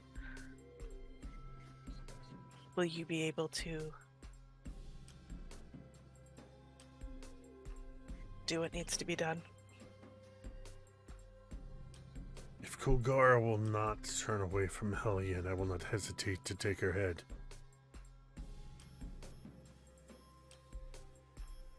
I think Daeralei just stares at you with her haunted eyes and just kind of gauges your determination there, and then after a while they'll just kind of nod.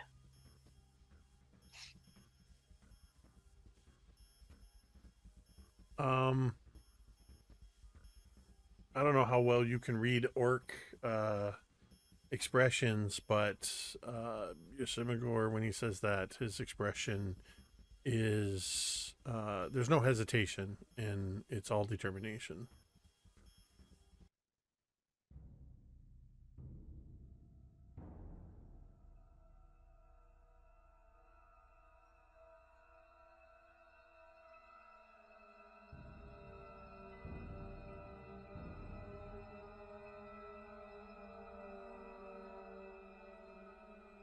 How far are we away from Scrapwall?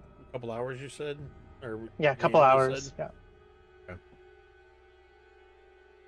Should we...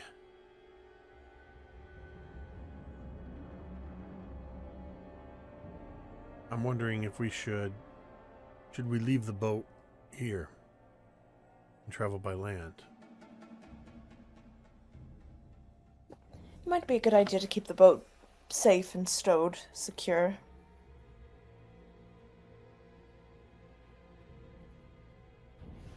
It'd probably be longer than a couple hours by foot, but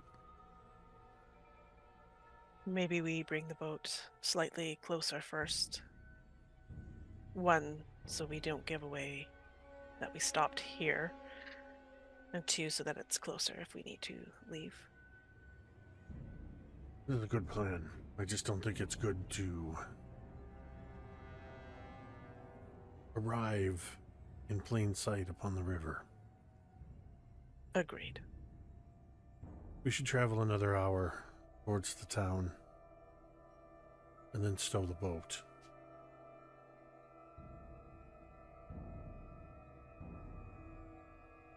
And I will push off from the shore and continue to row. And so your keel boat glides across the waters of the river.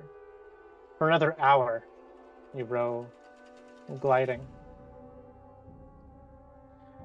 You find a spot that has good landmarks. A tall, barren tree that stands defiant against the dry winds of this northern section of Numeria. You see the rocks and crags that surround it, the dry underbrush. You could stow the boat on land here, be safely, unassuming. Hide it away and covered it in brambles and stones to know where it is for the future.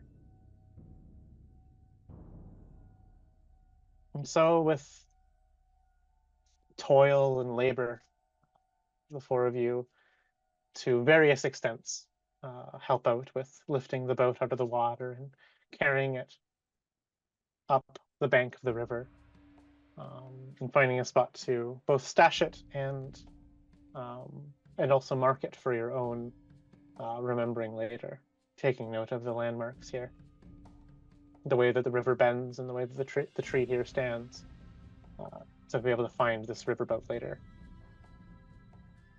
You grab your packs and your belongings and sling them over your backs and continue on foot for the last remaining leg to Scrapwall.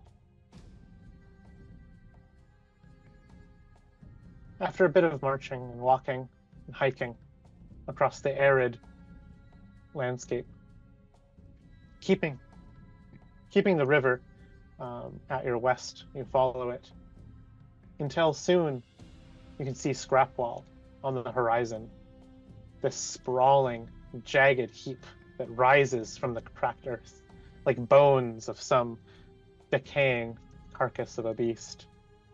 You can see towering structures cobbled together from metallic wreckage, glinting in the harsh sunlight. There's gears, fractured hull plating, broken engine parts, all forming these haphazard walls and defensive towers, their edges ever sharp and ever menacing. You see vultures circling overhead. You see figures moving along the walls. Somewhere within that maze of scrap is Hellion. You know that this town of metal and ruin is far from a safe haven. You see the south gate.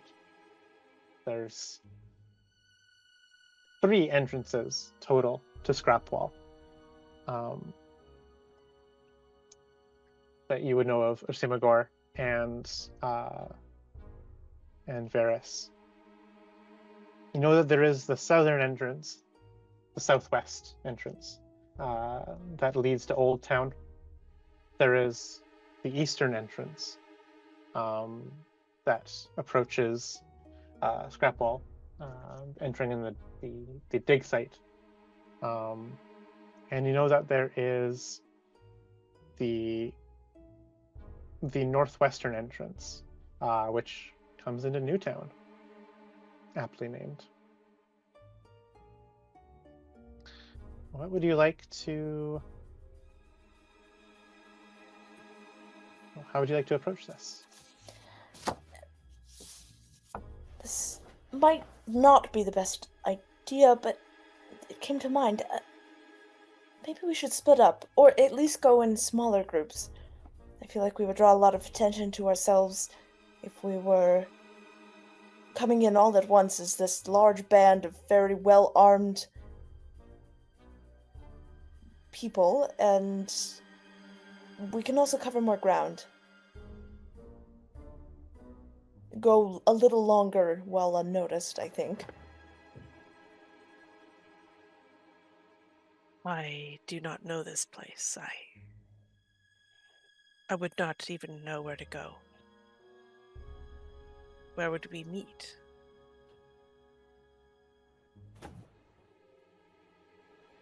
Well, perhaps... Daeralei, you can come with me, and Toy, maybe you can go with Yrsimagor. We can meet at... Well, we can meet at my father's. And Big Man knows where that's at. He's been there before. Okay. I know where that is.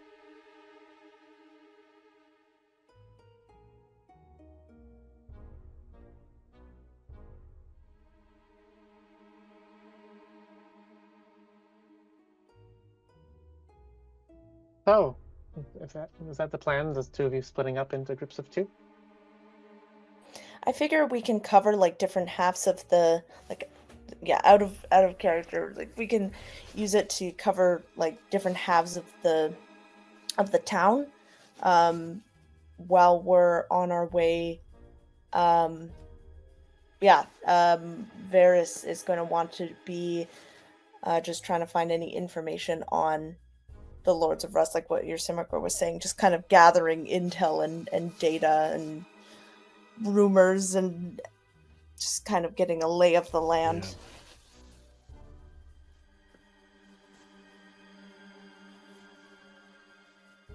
So I take it you'll be going to different sections of town then. So Veris and Daeralei, which entrance do you want to go in through?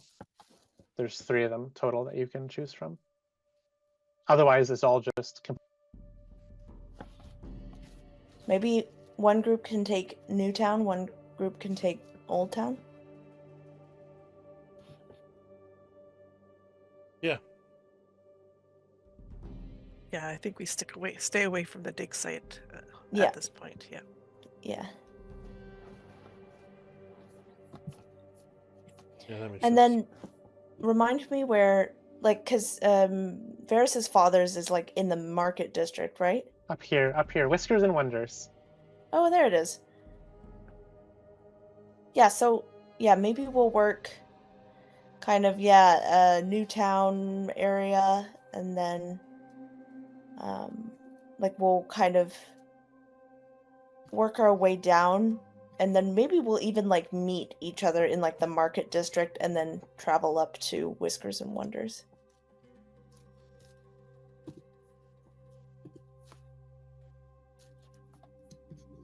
So we have Veris taking northwest and Yrsimagor taking southwest. Yes. All right, perfect. We'll split then into groups of 2. Yrsimagor and Toy, you approach the southwestern entrance here on foot. As you can see, your companions, Daeralei and Veris, have long split off to go circle around to the northwestern entrance. You see this looming massive gate. The south entrance to Scrapwall looms ahead. It's this jagged gate of rusted metal, salvaged panels of Skymetal, eroded metal beams, all leaned together. like the broken teeth of some massive mouth. There you see 2 guards standing, marking the entrance of Scrap Hall here. And you can tell by the painted yellow claw insignia upon their armor that these are Hellionites. One of them is an orc who has a crooked nose. This wields a powerful metal gauntlet that hisses and sparks with technological empowerment. The other is tall, towering over even the orc, an ogre with gray mottled skin. He's streaked himself all over, head to toe, in oil and grime, marking himself with a form of war paint. This ogre wears this battered helmet, and on the battered helmet is the claw insignia of Hellion. They stand here, providing sentry over the southwest entrance.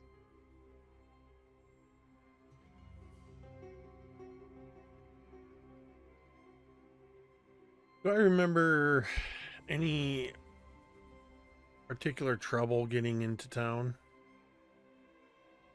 Like what are the guards typically looking for?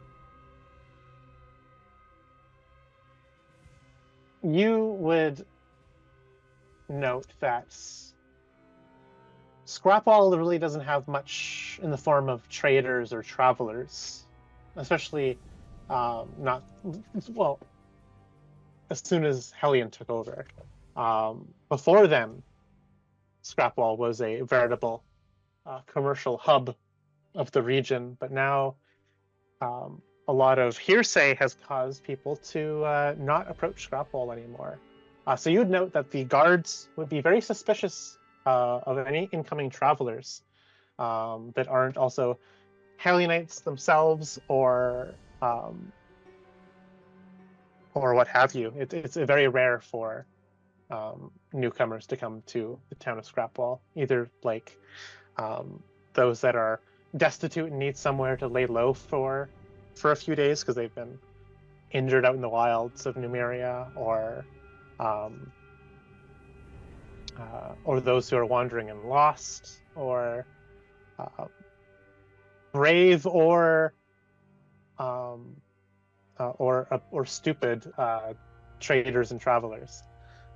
So you imagine you won't have the easiest time saying, "Oh, we're just here on, we're just here to visit." You don't think that will fly very well here. At a vacation destination. Exactly.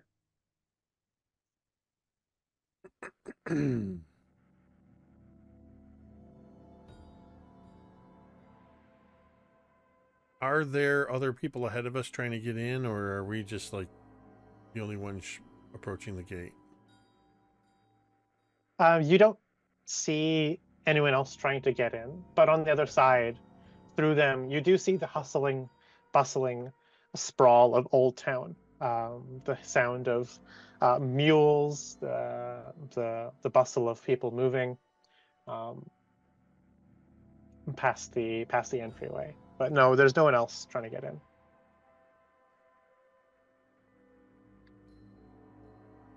Look to Toy. Toy, do you display weapons outwardly?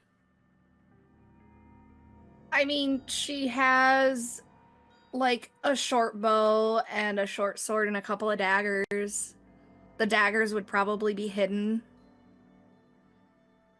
Before we get too close, I turn to Toy and I say, "Give me your weapons. Keep your daggers. And keep your mouth shut."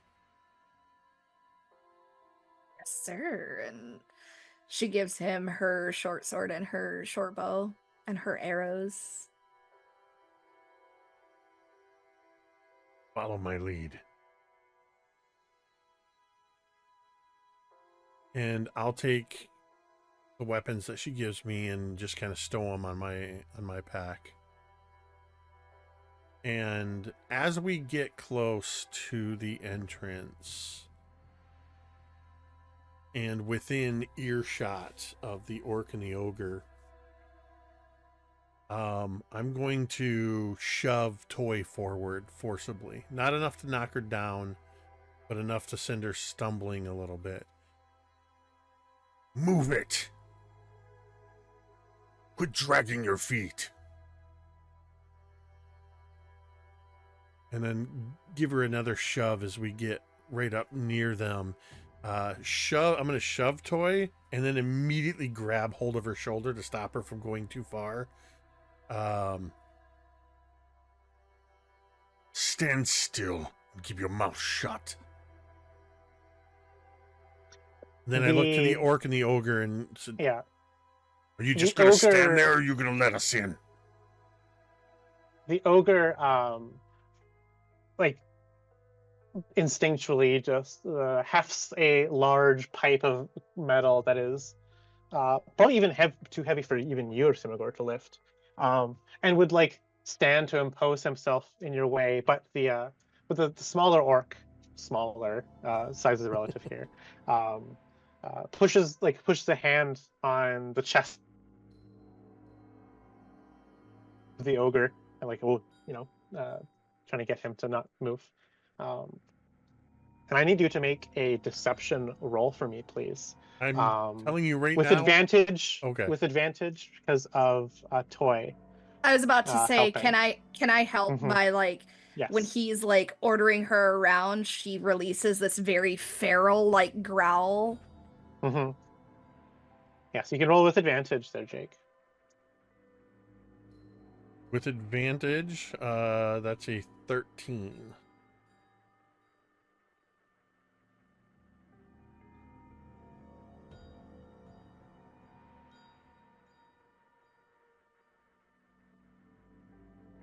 The orc pauses, stopping the ogre from completely imposing himself in your path, but he looks curious and not nearly as what do you call it? Not nearly as rote as before. What's your business? What are you doing? So he doesn't say it like that. He's like,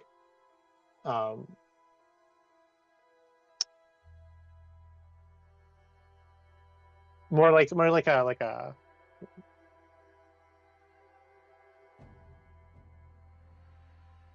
trying to get the voice right.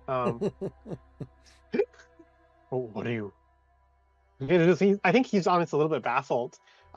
He's looking you up and down, trying to find a Hellion insignia on you, and he doesn't see one because I don't think you have one on you. What is your business here? You are not a Hellionite, he says to you.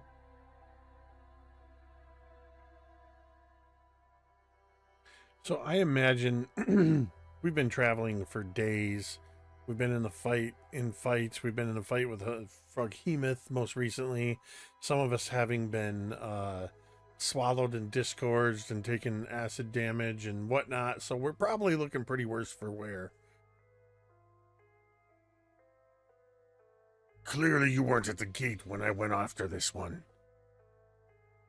She escaped from the market. And I'll throw out an orcish name, or not an orcish name, but an orcish word for one of the people in the market who have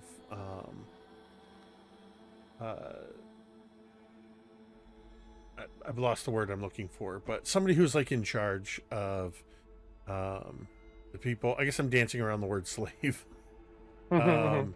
But basically I'm trying to imply that Toy ran away and I was hired to go get this one. 4 days. 4 days upriver. Should have let the... I've lost the word. What were those fish called? Piranha. Promise. That word left my head. I should have let the piranha eat her. And I kind of just give her a forceful then- shake. Immediately the orc like barks at you. No! He demands every laborer for the dig site. Go, take her now. I'm sure that she'll be of use. Good job in fetching her back. And he steps and he like pushes and shoves the ogre a bit to like get him to move to, and will allow you entrance into the town of Scrapwall itself. And as a final punctuation of the ruse, I just turned to Toy. You hear that? You're gonna get to dig. And I'm gonna shove her in through the gate past the orc and the ogre, and then follow through. As she gets shoved past, I imagine she kind of stumbles right next to the orc, and she lets out another growl and like snaps her teeth, and it makes a very loud sound as she snaps her teeth. I suppose I should, because I'm just remembering it. Would there be any reaction to the fact that I also have an armor axe with me? I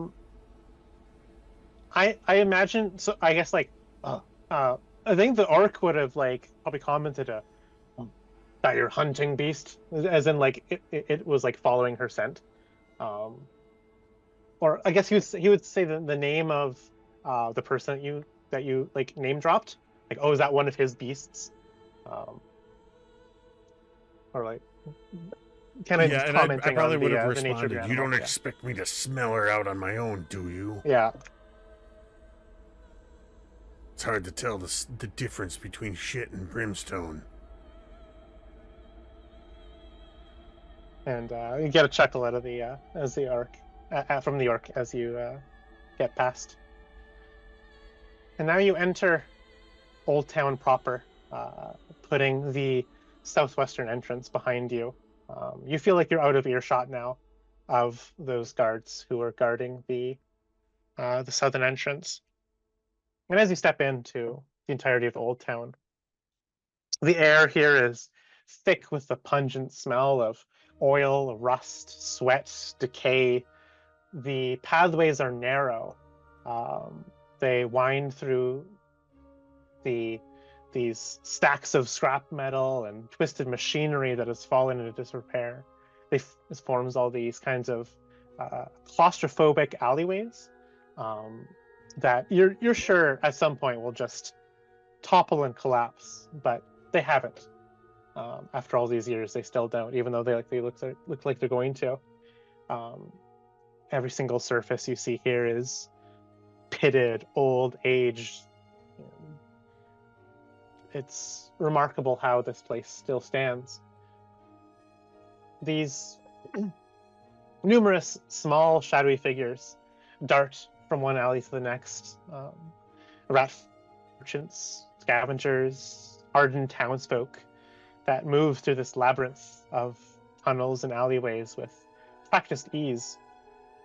Above you, you can see that there's like wires and pipes that crisscross, providing almost like another network above, where you can see the light-footed of denizens of Old Town skittering and scampering across the pipes and beamways above you.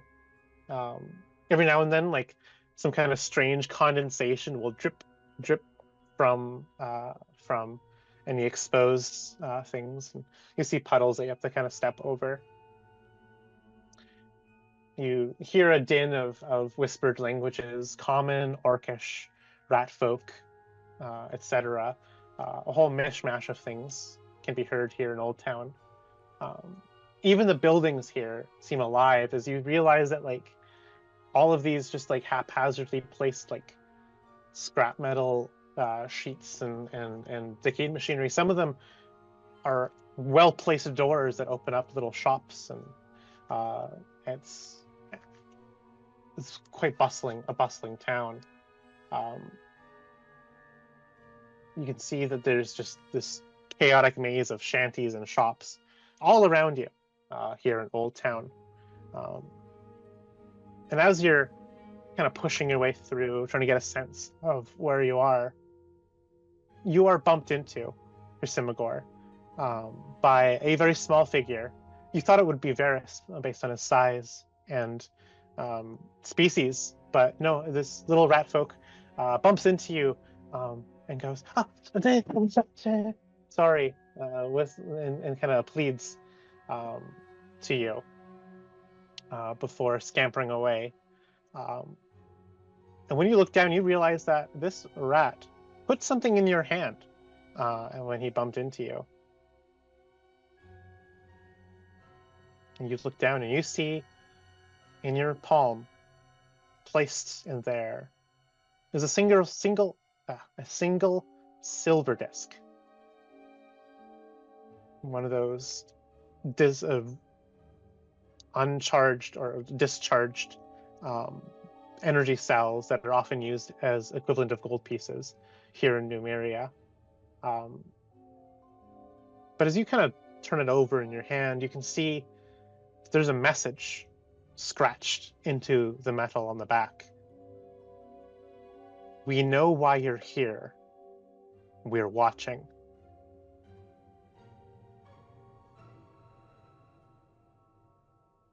Seeing that, I just imagine, as well as a strange symbol carved at the end. It is not the claw of Hellion, but another symbol. I just imagine this, seeing that, sort of the camera panning around, revolving around Toy and I, standing in the middle of the hustle and bustle of Old Town, as it sort of, zooms out, and I'm just looking around at all of these different folks around here, and wondering how it is that within moments of successfully deceiving the admittedly dim-witted guards, we got made as soon as we entered the town. And I imagine just sort of tapping Toy on the shoulder with this disc in my hand, and then just sort of handing it over to Toy and saying, "We've been made. But maybe, great. But maybe not by the wrong people." Oh. All right. Can Toy look over, the symbol, with her being roguey and everything else, the different symbols that she's seen? Yeah, you look this over. You've never been to Scrapwall yourself, so you would not know at all what this symbol specifically is. Okay. But you would glean by the shape of it. It is crossed swords that have been kind of etched into the metal of the silver disc. Okay. You piece these two bits of information together, and you imagine that whoever put this coin in the palm of Yrsimagor is a member of some kind of resistance, some kind of underground rebellion. Okay. And she would kind of glean that to Yrsimagor without saying that exact thing out loud. She would be like, I think you're right that this might be a means to help us out.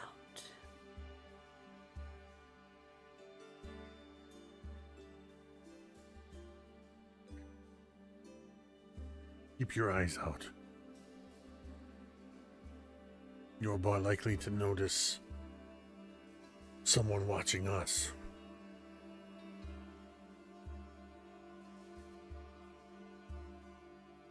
You got it, boss. Daeralei and Veris, we move to you. As you have made your way the long way around, trying to approach Scrapwall from the northwest, coming down, you see that there is this rough barricade of junk metal and crumbling stone that marks the entrance of the more run-down outskirt of Scrapwall. You can see two Helionite guards standing amidst this rubble, guarding it. They're both seated, what appears to be playing some kind of simple game to pass the time.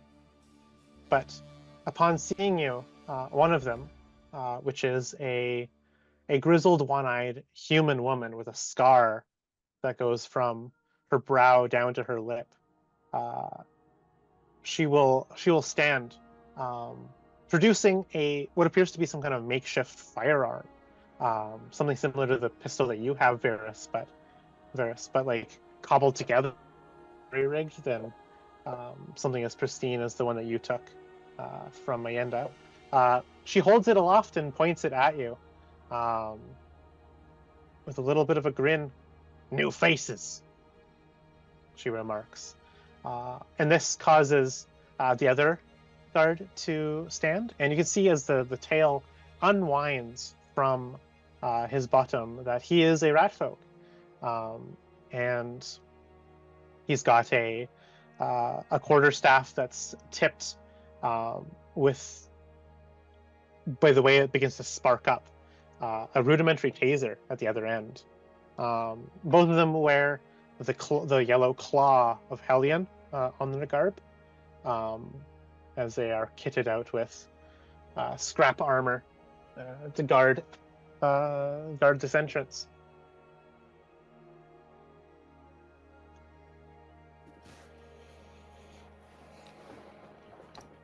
I do think that, Veris is going to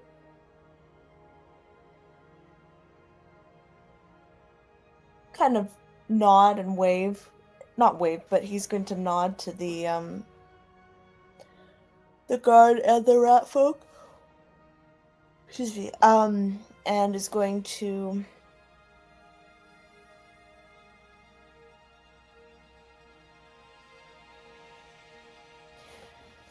well, we'll just be passing through. Important delivery for one of the Lords of Rust. Very important, don't want to delay them at all, and he's going to try and confidently walk. Give me a deception roll, please.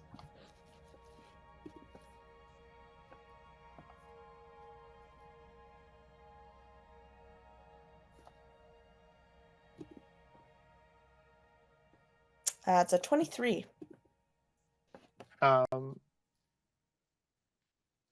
You see that the rat whispers up to the human, "They'll have our hides if they find out that we were keeping an important delivery from the Lords of Rust." And then she looks down and realizes, "Oh shit, you're totally right. We better not be the ones that make this delivery a minute late." And they let you go through without issue. I just like to think that the fact that he's also a rat folk just adds to his credibility as well, as there's lots of them here. Yeah, he just gestures to Daeralei and just confidently walks in. And once he goes there, he's like, "I was only about 35% confident that would actually work." I had complete faith in you. You see, Veris is he perks up at that, and alright, well, let's go see what we can see and hear and get the information that we need to report back to the others.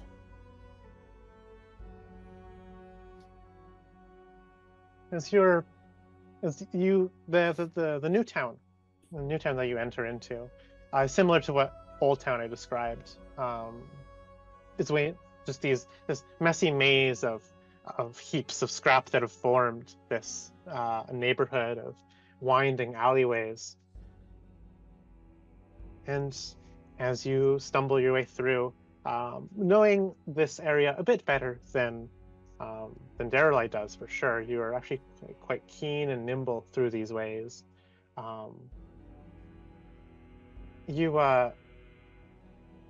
There's a rat folk that passes by you, and in the tongue of rat folk, says to you, "Oh, sorry about that. Just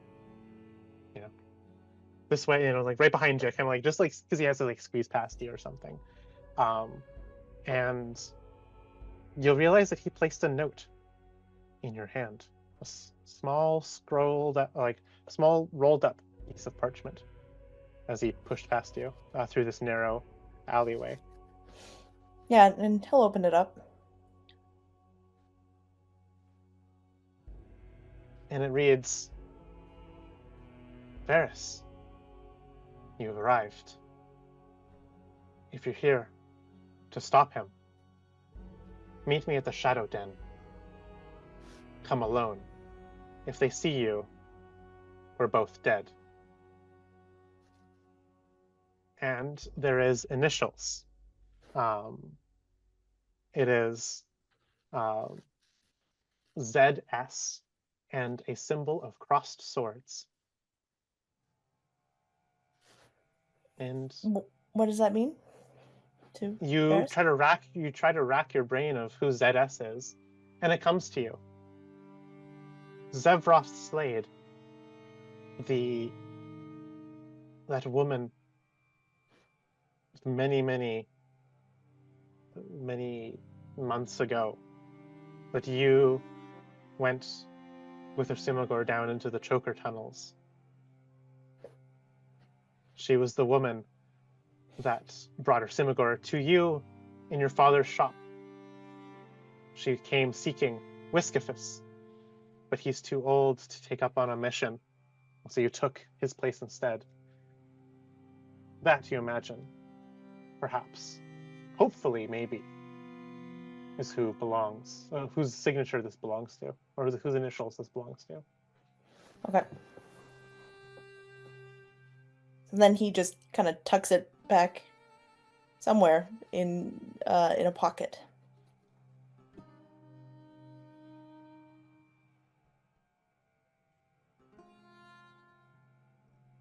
And Daeralei, did you read it over his shoulder, or do you comment on this at all? Or do you follow along with him? At this point, I just trust Veris. If he wants to mention anything, he'll say so. So. Right. So, with the two groups now in Scrapwall proper, both with a strange message, that is where we're going to be ending our session tonight and beginning the Scrapwall saga in full next time we play. A mysterious benefactor, a resistance group marked by these crossed swords, led by who we presume to be Zevroth Slade. We'll find out next time on Skymetal. Amazing. We voluntarily went into town with a drastically split party.